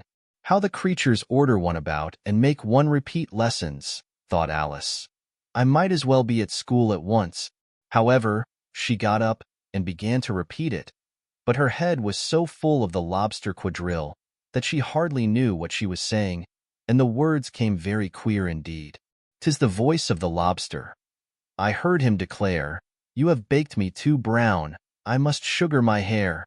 As a duck with its eyelids, so he with his nose trims his belt and his buttons, and turns out his toes. Later editions continued as follows. When the sands are all dry, he is gay as a lark, and will talk in contemptuous tones of the shark. But when the tide rises and sharks are around, his voice has a timid and tremulous sound. "That's different from what I used to say when I was a child," said the Griffin. "Well, I never heard it before," said the Mock Turtle, "but it sounds uncommon nonsense." Alice said nothing. She had sat down with her face in her hands, wondering if anything would ever happen in a natural way again. "I should like to have it explained," said the Mock Turtle. "She can't explain it," said the Griffin hastily. "Go on with the next verse." "But about his toes," the Mock Turtle persisted. "How could he turn them out with his nose, you know?" "It's the first position in dancing," Alice said, but was dreadfully puzzled by the whole thing, and longed to change the subject. "Go on with the next verse," the Griffin repeated impatiently. "It begins, 'I passed by his garden.'" Alice did not dare to disobey, though she felt sure it would all come wrong, and she went on in a trembling voice. "I passed by his garden and marked with one eye how the owl and the panther were sharing a pie." Later editions continued as follows: "The panther took pie crust and gravy and meat, while the owl had the dish as its share of the treat. When the pie was all finished, the owl, as a boon, was kindly permitted to pocket the spoon, while the panther received knife and fork with a growl and concluded the banquet." "What is the use of repeating all that stuff?" the Mock Turtle interrupted, "if you don't explain it as you go on. It's by far the most confusing thing I ever heard." "Yes, I think you'd better leave off," said the Griffin, and Alice was only too glad to do so. "Shall we try another figure of the lobster quadrille?" the Griffin went on. "Or would you like the Mock Turtle to sing you a song?" "Oh, a song, please, if the Mock Turtle would be so kind," Alice replied, so eagerly that the Griffin said, in a rather offended tone, "No accounting for tastes. Sing her Turtle Soup, will you, old fellow?" The Mock Turtle sighed deeply and began, in a voice sometimes choked with sobs, to sing this: "Beautiful soup, so rich and green, waiting in a hot tureen. Who for such dainties would not stoop? Soup of the evening, beautiful soup. Soup of the evening, beautiful soup. Bo, ootiful sou, oop. Bo, ootiful sou, oop. Sou, oop of the evening. Beautiful, beautiful soup. Beautiful soup. Who cares for fish, game, or any other dish? Who would not give all else for 2 pennyworth only of beautiful soup? Pennyworth only of beautiful soup? Bo, ootiful sou, oop. Bo, ootiful sou, oop. Sou, oop of the evening. Beautiful, beauty, full soup." "Chorus again," cried the Griffin, and the Mock Turtle had just begun to repeat it when a cry of "the trial's beginning" was heard in the distance. "Come on," cried the Griffin, and, taking Alice by the hand, it hurried off without waiting for the end of the song. "What trial is it?" Alice panted as she ran, but the Griffin only answered, "Come on," and ran the faster, while more and more faintly came, carried on the breeze that followed them, the melancholy words: "Sou, oop of the evening, beautiful, beautiful soup." Chapter 11. Who Stole the Tarts? The King and Queen of Hearts were seated on their throne when they arrived, with a great crowd assembled about them, all sorts of little birds and beasts, as well as the whole pack of cards. The knave was standing before them, in chains, with a soldier on each side to guard him, and near the king was the White Rabbit, with a trumpet in one hand and a scroll of parchment in the other. In the very middle of the court was a table, with a large dish of tarts upon it. They looked so good that it made Alice quite hungry to look at them. "I wish they'd get the trial done," she thought, and hand round the refreshments.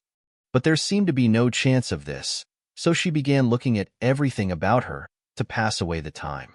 Alice had never been in a court of justice before, but she had read about them in books, and she was quite pleased to find that she knew the name of nearly everything there.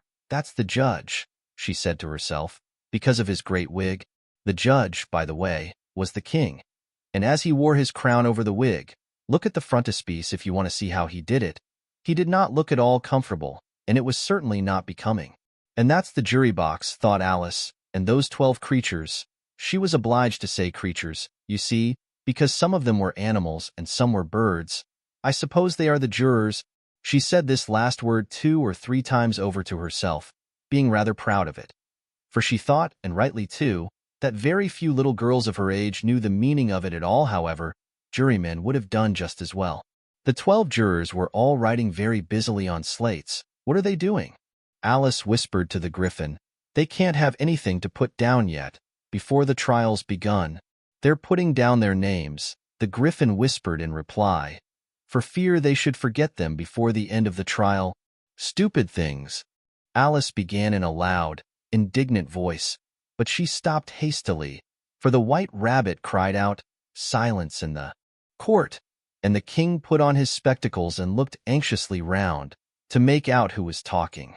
Alice could see, as well as if she were looking over their shoulders, that all the jurors were writing down stupid things on their slates, and she could even make out that one of them didn't know how to spell stupid, and that he had to ask his neighbor to tell him. A nice muddle their slates'll be in before the trial's over, thought Alice.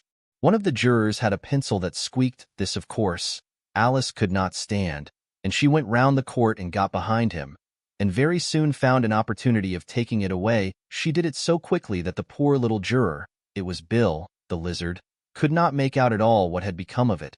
So, after hunting all about for it, he was obliged to write with one finger for the rest of the day, and this was of very little use, as it left no mark on the slate.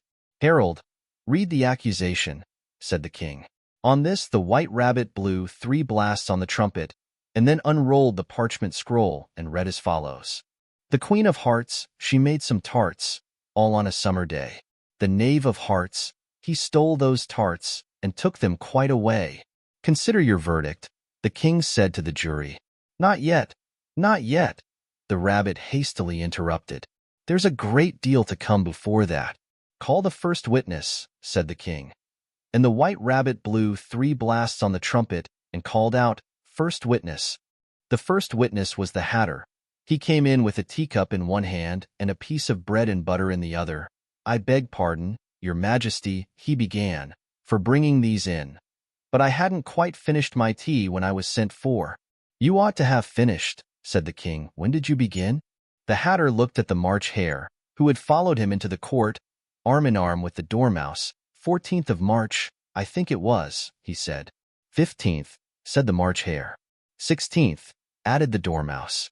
"Write that down," the king said to the jury, and the jury eagerly wrote down all 3 dates on their slates, and then added them up and reduced the answer to shillings and pence.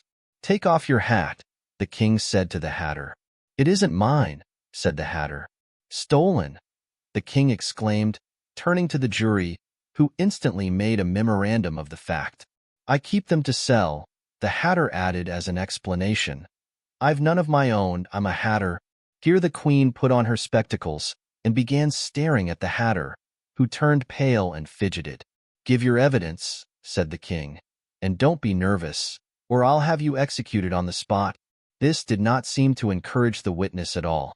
He kept shifting from one foot to the other, looking uneasily at the queen, and in his confusion he bit a large piece out of his teacup instead of the bread and butter. Just at this moment Alice felt a very curious sensation, which puzzled her a good deal until she made out what it was. She was beginning to grow larger again, and she thought at first she would get up and leave the court. But on second thoughts she decided to remain where she was as long as there was room for her. "I wish you wouldn't squeeze so," said the Dormouse, who was sitting next to her. "I can hardly breathe." "I can't help it," said Alice very meekly. "I'm growing." "You've no right to grow here," said the Dormouse. "Don't talk nonsense," said Alice more boldly. "You know you're growing too."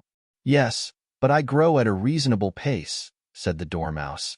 "Not in that ridiculous fashion," and he got up very sulkily and crossed over to the other side of the court.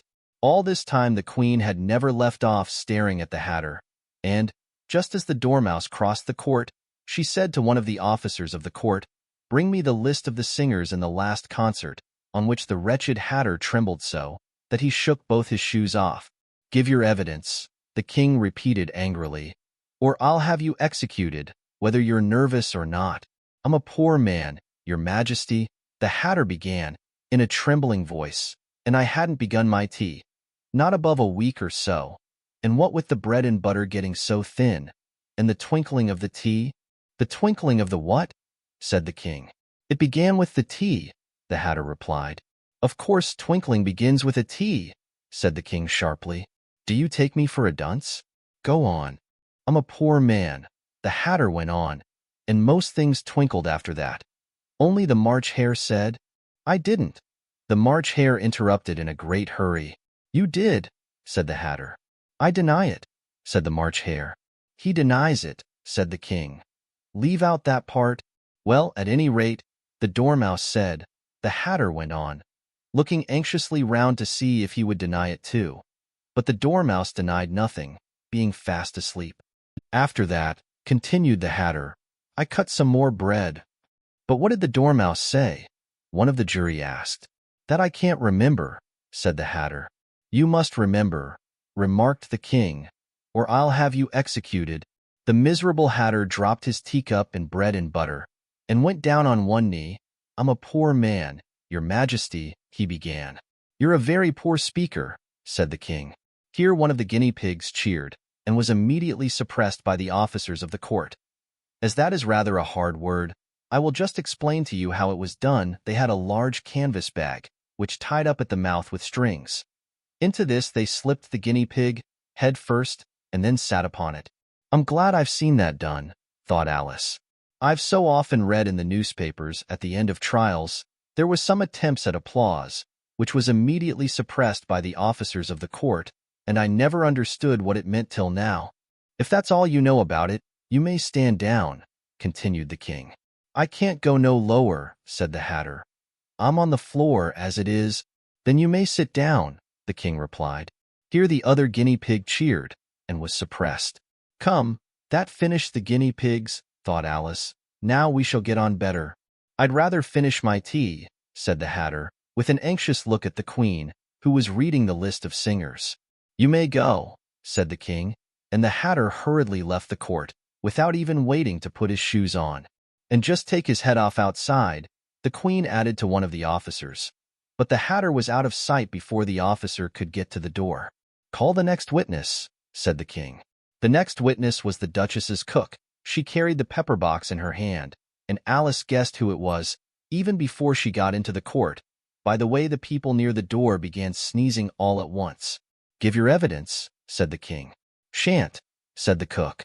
The king looked anxiously at the White Rabbit, who said in a low voice, Your Majesty must cross-examine this witness.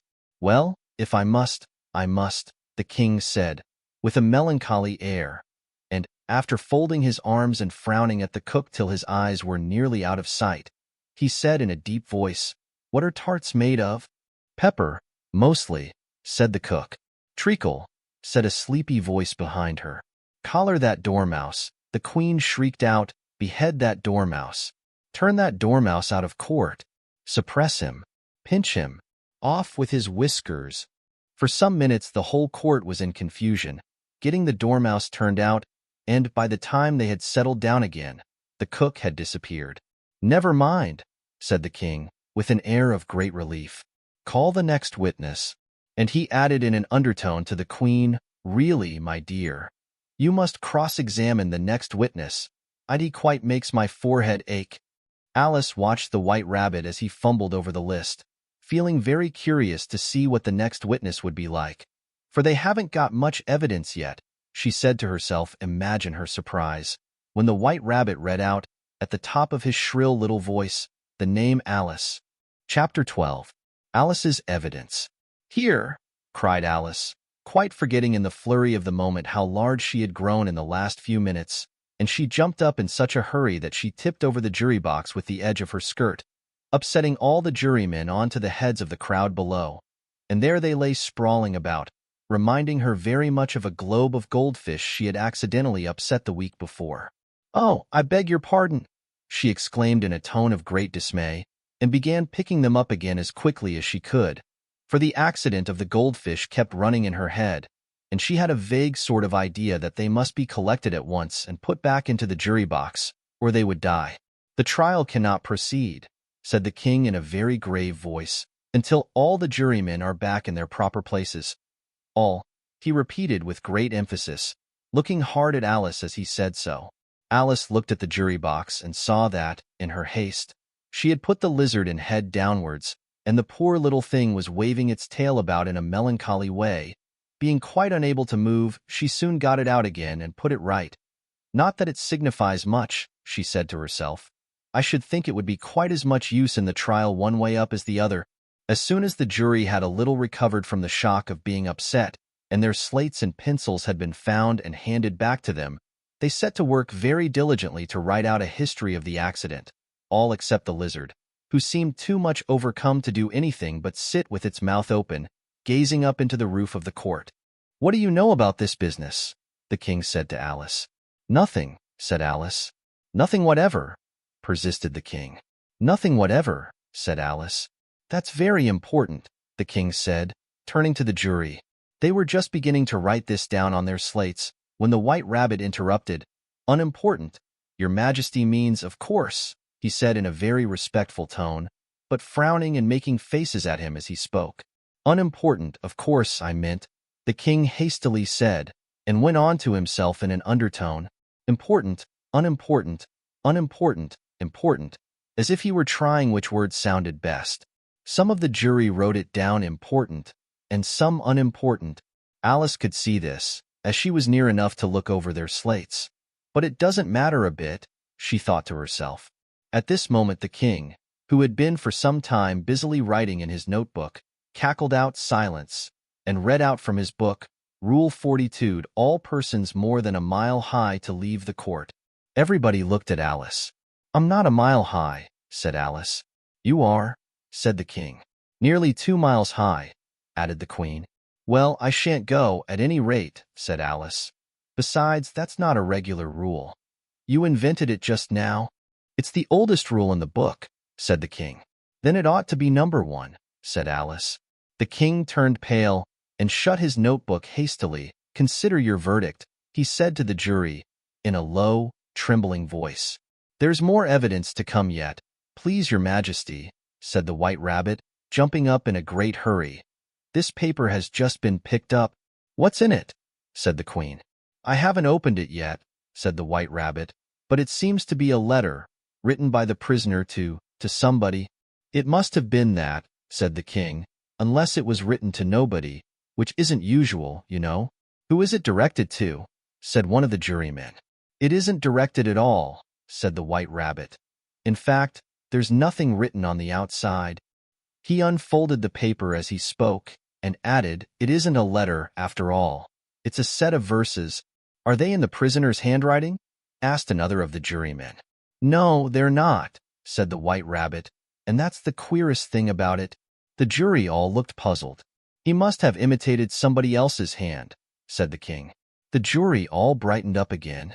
"Please your majesty," said the knave, "I didn't write it, and they can't prove I did. There's no name signed at the end." "If you didn't sign it," said the king, "that only makes the matter worse. You must have meant some mischief, or else you'd have signed your name like an honest man." There was a general clapping of hands at this. It was the first really clever thing the king had said that day. "That proves his guilt," said the queen. "It proves nothing of the sort," said Alice. "Why, you don't even know what they're about." "Read them," said the king. The White Rabbit put on his spectacles. "Where shall I begin, please your majesty?" he asked. "Begin at the beginning," the king said gravely, "and go on till you come to the end. Then stop." These were the verses the White Rabbit read. "They told me you had been to her, and mentioned me to him. She gave me a good character, but said I could not swim. He sent them word I had not gone. We know it to be true. If she should push the matter on, what would become of you? I gave her 1, they gave him 2, you gave us 3 or more. They all returned from him to you, though they were mine before. If I or she should chance to be involved in this affair, he trusts to you to set them free, exactly as we were. My notion was that you had been, before she had this fit, an obstacle that came between him and ourselves and it. Don't let him know she liked them best, for this must ever be a secret, kept from all the rest, between yourself and me.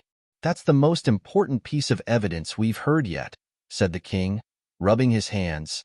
"So now let the jury—" "If any one of them can explain it," said Alice, She had grown so large in the last few minutes that she wasn't a bit afraid of interrupting him. "I'll give him 6 pence. I don't believe there's an atom of meaning in it." The jury all wrote down on their slates, "She doesn't believe there's an atom of meaning in it." But none of them attempted to explain the paper. "If there's no meaning in it," said the king, "that saves a world of trouble, as we needn't try to find any, and yet I don't know," he went on, spreading out the verses on his knee and looking at them with one eye. "I seem to see some meaning in them. After all, said I could not swim." "You can't swim, can you?" he added, turning to the knave. The knave shook his head sadly. "Do I look like it?" he said. Which he certainly did not, being made entirely of cardboard. "All right, so far," said the king, and he went on muttering over the verses to himself. "We know it to be true. That's the jury, of course. I gave her 1. They gave him 2. Why, that must be what he did with the tarts, But, it goes on, they all returned from him to you," said Alice. "Why, there they are," said the king triumphantly, pointing to the tarts on the table. "Nothing can be clearer than that then again. Before she had this fit—" "You never had fits, my dear, I think?" he said to the queen. "Never," said the queen furiously, throwing an inkstand at the lizard as she spoke. The unfortunate little Bill had left off writing on his slate with one finger, as he found it made no mark.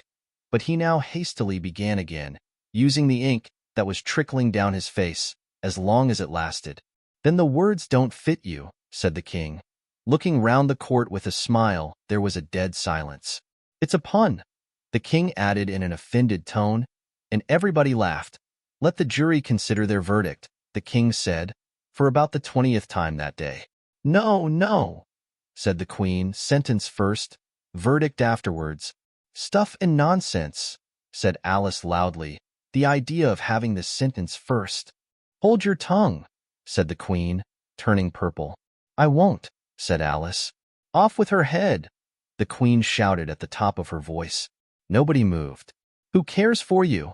said Alice. She had grown to her full size by this time. "You're nothing but a pack of cards." At this the whole pack rose up into the air and came flying down upon her. She gave a little scream, half of fright and half of anger, and tried to beat them off, and found herself lying on the bank, with her head in the lap of her sister, who was gently brushing away some dead leaves that had fluttered down from the trees upon her face. "Wake up, Alice dear," said her sister. "Why, what a long sleep you've had." "Oh, I've had such a curious dream," said Alice, and she told her sister, as well as she could remember them, all these strange adventures of hers that you have just been reading about. And when she had finished, her sister kissed her and said, "It was a curious dream, dear, certainly. But now run into your tea. It's getting late." So Alice got up and ran off, thinking while she ran, as well she might, what a wonderful dream it had been. But her sister sat still just as she left her, leaning her head on her hand, watching the setting sun, and thinking of little Alice and all her wonderful adventures, till she too began dreaming after a fashion, and this was her dream. First, she dreamed of little Alice herself, and once again the tiny hands were clasped upon her knee, and the bright, eager eyes were looking up into hers. She could hear the very tones of her voice, and see that queer little toss of her head to keep back the wandering hair that would always get into her eyes, and still as she listened, or seemed to listen, the whole place around her became alive with the strange creatures of her little sister's dream. The long grass rustled at her feet as the white rabbit hurried by. The frightened mouse splashed his way through the neighboring pool.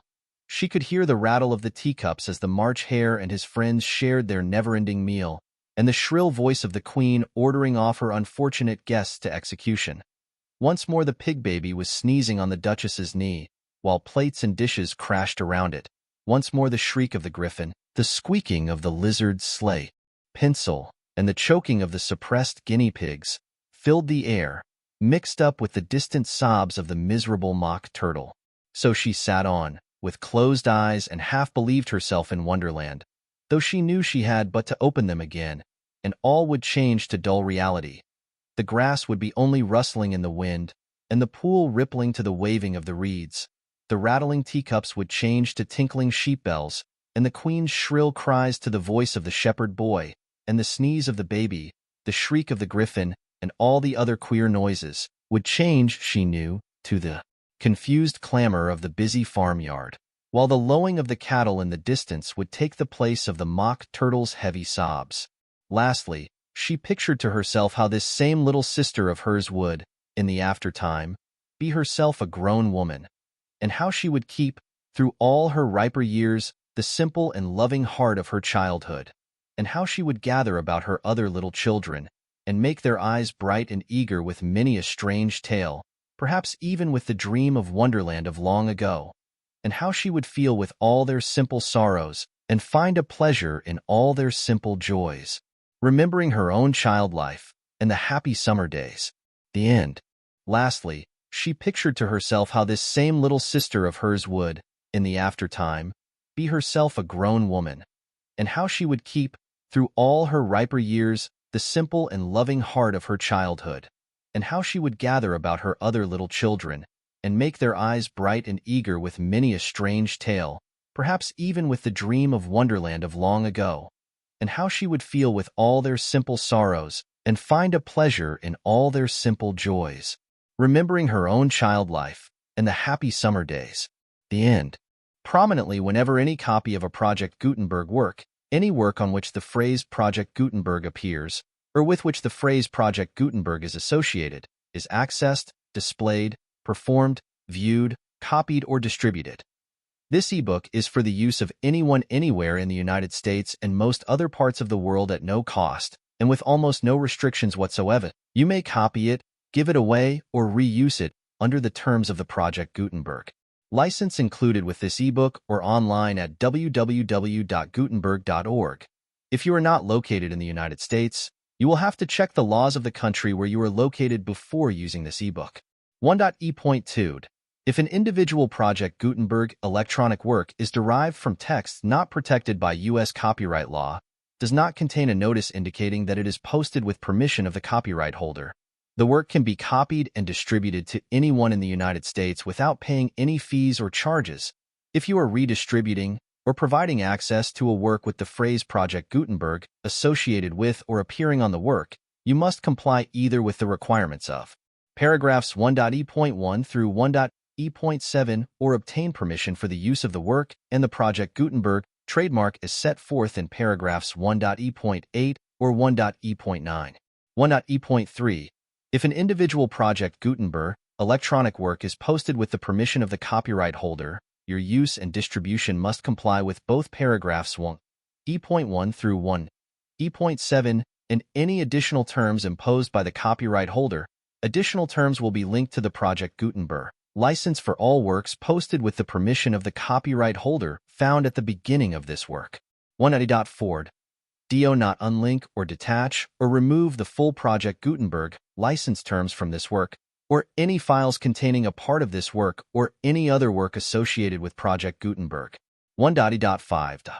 Do not copy, display, perform, distribute, or redistribute this electronic work, or any part of this electronic work, without prominently displaying the sentence set forth in paragraph 1.1 with active links or immediate access to the full terms of the Project Gutenberg license.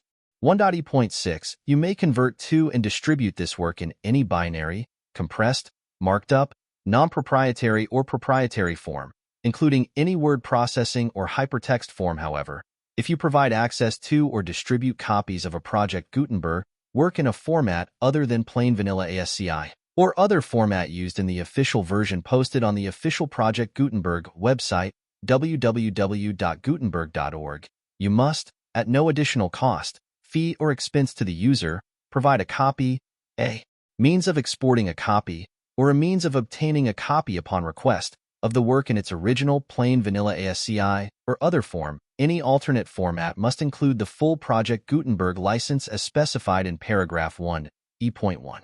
1.E.7. Do not charge a fee for access to, viewing, displaying, performing, copying, or distributing any Project Gutenberg works unless you comply with paragraph 1.E.8 or 1.E.9. 1.E.8. You may charge a reasonable fee for copies of or providing access to or distributing Project Gutenberg electronic works provided that you pay a royalty fee of 20% of the gross profits you derive from the use of Project Gutenberg works calculated Using the method you already used to calculate your applicable taxes, the fee is owed to the owner of the Project Gutenberg trademark, but he has agreed to donate royalties under this paragraph to the Project Gutenberg Literary Archive Foundation. Royalty payments must be paid within 60 days following each date on which you prepare, or are legally required to prepare, your periodic tax returns. Royalty payments should be clearly marked as such and sent to the Project Gutenberg Literary Archive Foundation at the address specified in Section 4. Information about donations to the Project Gutenberg Literary Archive Foundation. You provide a full refund of any money paid by a user who notifies you in writing or by email within 30 days of receipt that he does not agree to the terms of the full Project Gutenberg license. You must require such a user to return or destroy all copies of the works possessed in a physical medium and discontinue all use of and all access to other copies of Project Gutenberg works. You provide, in accordance with paragraph 1.f.3, a full refund of any money paid for a work or a replacement copy. If a defect in the electronic work is discovered and reported to you within 90 days of receipt of the work, you comply with all other terms of this agreement for free distribution of Project Gutenberg works. 1.e.9. If you wish to charge a fee or distribute a Project Gutenberg electronic work or group of works on different terms than are set forth in this agreement, you must obtain permission in writing from the Project Gutenberg Literary Archive Foundation, the manager of the Project Gutenberg trademark. Contact the foundation as set forth in Section 3 below. 1.f. 1.f.1. Project Gutenberg volunteers and employees expend considerable effort to identify, do copyright research on, transcribe and proofread works not protected by U.S. copyright law in creating the Project Gutenberg collection. Despite these efforts, Project Gutenberg electronic works, and the medium on which they may be stored, may contain defects, such as, but not limited to, incomplete, inaccurate or corrupt data, transcription errors, a copyright or other intellectual property, infringement, a defective or damaged disk or other medium, a computer virus, or computer codes that damage or cannot be read by your equipment. 1.f.2. Limited warranty, disclaimer of damages, except for the right of replacement or refund described in paragraph 1.f.3, the Project Gutenberg Literary Archive Foundation, the owner of the Project Gutenberg trademark, and any other party distributing a Project Gutenberg electronic work under this agreement, disclaim all liability to you for damages, costs, and expenses, including legal fees. You agree that you have no remedies for negligence, strict liability, breach of warranty, or breach of contract except those provided in paragraph 1.f.3. You agree that the foundation, the trademark owner, and any distributor under this agreement will not be liable to you for actual, direct, indirect, consequential, punitive, or incidental damages even if you give notice of the possibility of such damage. 1.f.3. Limited right of replacement or refund. If you discover a defect in this electronic work within 90 days of receiving it, you can receive a refund of the money, if any, you paid for it by sending a written explanation to the person you received the work from. If you receive the work on a physical medium, you must return the medium with your written explanation. The person or entity that provided you with the defective work may elect to provide a replacement copy in lieu of a refund. If you receive the work electronically, the person or entity providing it to you may choose to give you a second opportunity to receive the work electronically in lieu of a refund. If the second copy is also defective, you may demand a refund in writing without further opportunities to fix the problem. 1.f.4. Except for the limited right of replacement or refund set forth in paragraph 1.f.3, this work is provided to UASIS with no other warranties of any kind, express or implied, including but not limited to warranties of merchantability or fitness for any purpose. 1.f.5. Some states do not allow disclaimers of certain implied warranties or the exclusion or limitation of certain types of damages. If any disclaimer or limitation set forth in this agreement violates the law of the state applicable to this agreement, the agreement shall be interpreted to make the maximum disclaimer or limitation permitted by the applicable state law. The invalidity or unenforceability of any provision of this agreement shall not void the remaining provisions. 1.f.6. Indemnity. You agree to indemnify and hold the foundation, the trademark owner, any agent or employee of the foundation, anyone providing copies of Project Gutenberg electronic works in accordance with this agreement, and any volunteers associated with the production, promotion and distribution of Project Gutenberg electronic works, harmless from all liability, costs and expenses, including legal fees, that arise directly or indirectly from any of the following which you do or cause to occur. A. Distribution of this or any Project Gutenberg work. B. Alteration, modification, or additions or deletions to any Project Gutenberg work. And C. Any defect you cause. Section 2. Information about the mission of Project Gutenberg. Project Gutenberg is synonymous with the free distribution of electronic works in formats readable by the widest variety of computers, including obsolete, old, middle-aged, and new computers. It exists because of the efforts of hundreds of volunteers and donations from people in all walks of life. Volunteers and financial support to provide volunteers with the assistance they need are critical to reaching Project Gutenberg's goals and ensuring that the Project Gutenberg collection will remain freely available for generations to come. In 2001, the Project Gutenberg Literary Archive Foundation was created to provide a secure and permanent future for Project Gutenberg and future generations. To learn more about the Project Gutenberg Literary Archive Foundation and how your efforts and donations can help, see Sections 3 and 4 in the Foundation information page at www.gutenberg.org. Section 3. Information about the Project Gutenberg Literary Archive Foundation. The Project Gutenberg Literary Archive Foundation is a nonprofit 501(c)(3) educational corporation organized under the laws of the state of Mississippi and granted tax-exempt status by the Internal Revenue Service. The Foundation's EIN, or Federal Tax Identification Number, is 64-6221541. Contributions to the Project Gutenberg Literary Archive Foundation are tax-deductible to the full extent permitted by U.S. federal laws and your state's laws. The Foundation's business office is located at 809 North 1500 West, Salt Lake City, Utah, 84116, 801, 596-1887. Email contact links and up-to-date contact information can be found at the Foundation's website and official page at www.gutenberg.org/contact. Section 4. Information about donations to the Project Gutenberg Literary Archive Foundation. Project Gutenberg depends upon and cannot survive without widespread public support and donations to carry out its mission of increasing the number of public domain and licensed works that can be freely distributed in machine-readable form accessible by the widest array of equipment, including outdated equipment. Many small donations, $1 to $5,000, are particularly important to maintaining tax-exempt status with the IRS. The Foundation is committed to complying with the laws regulating charities and charitable donations in all 50 states of the United States. Compliance requirements are not uniform, and it takes a considerable effort, much paperwork, and many fees to meet and keep up with these requirements. We do not solicit donations in locations where we have not received written confirmation of compliance. To send donations or determine the status of compliance for any particular state, visit www.gutenberg.org. Donate.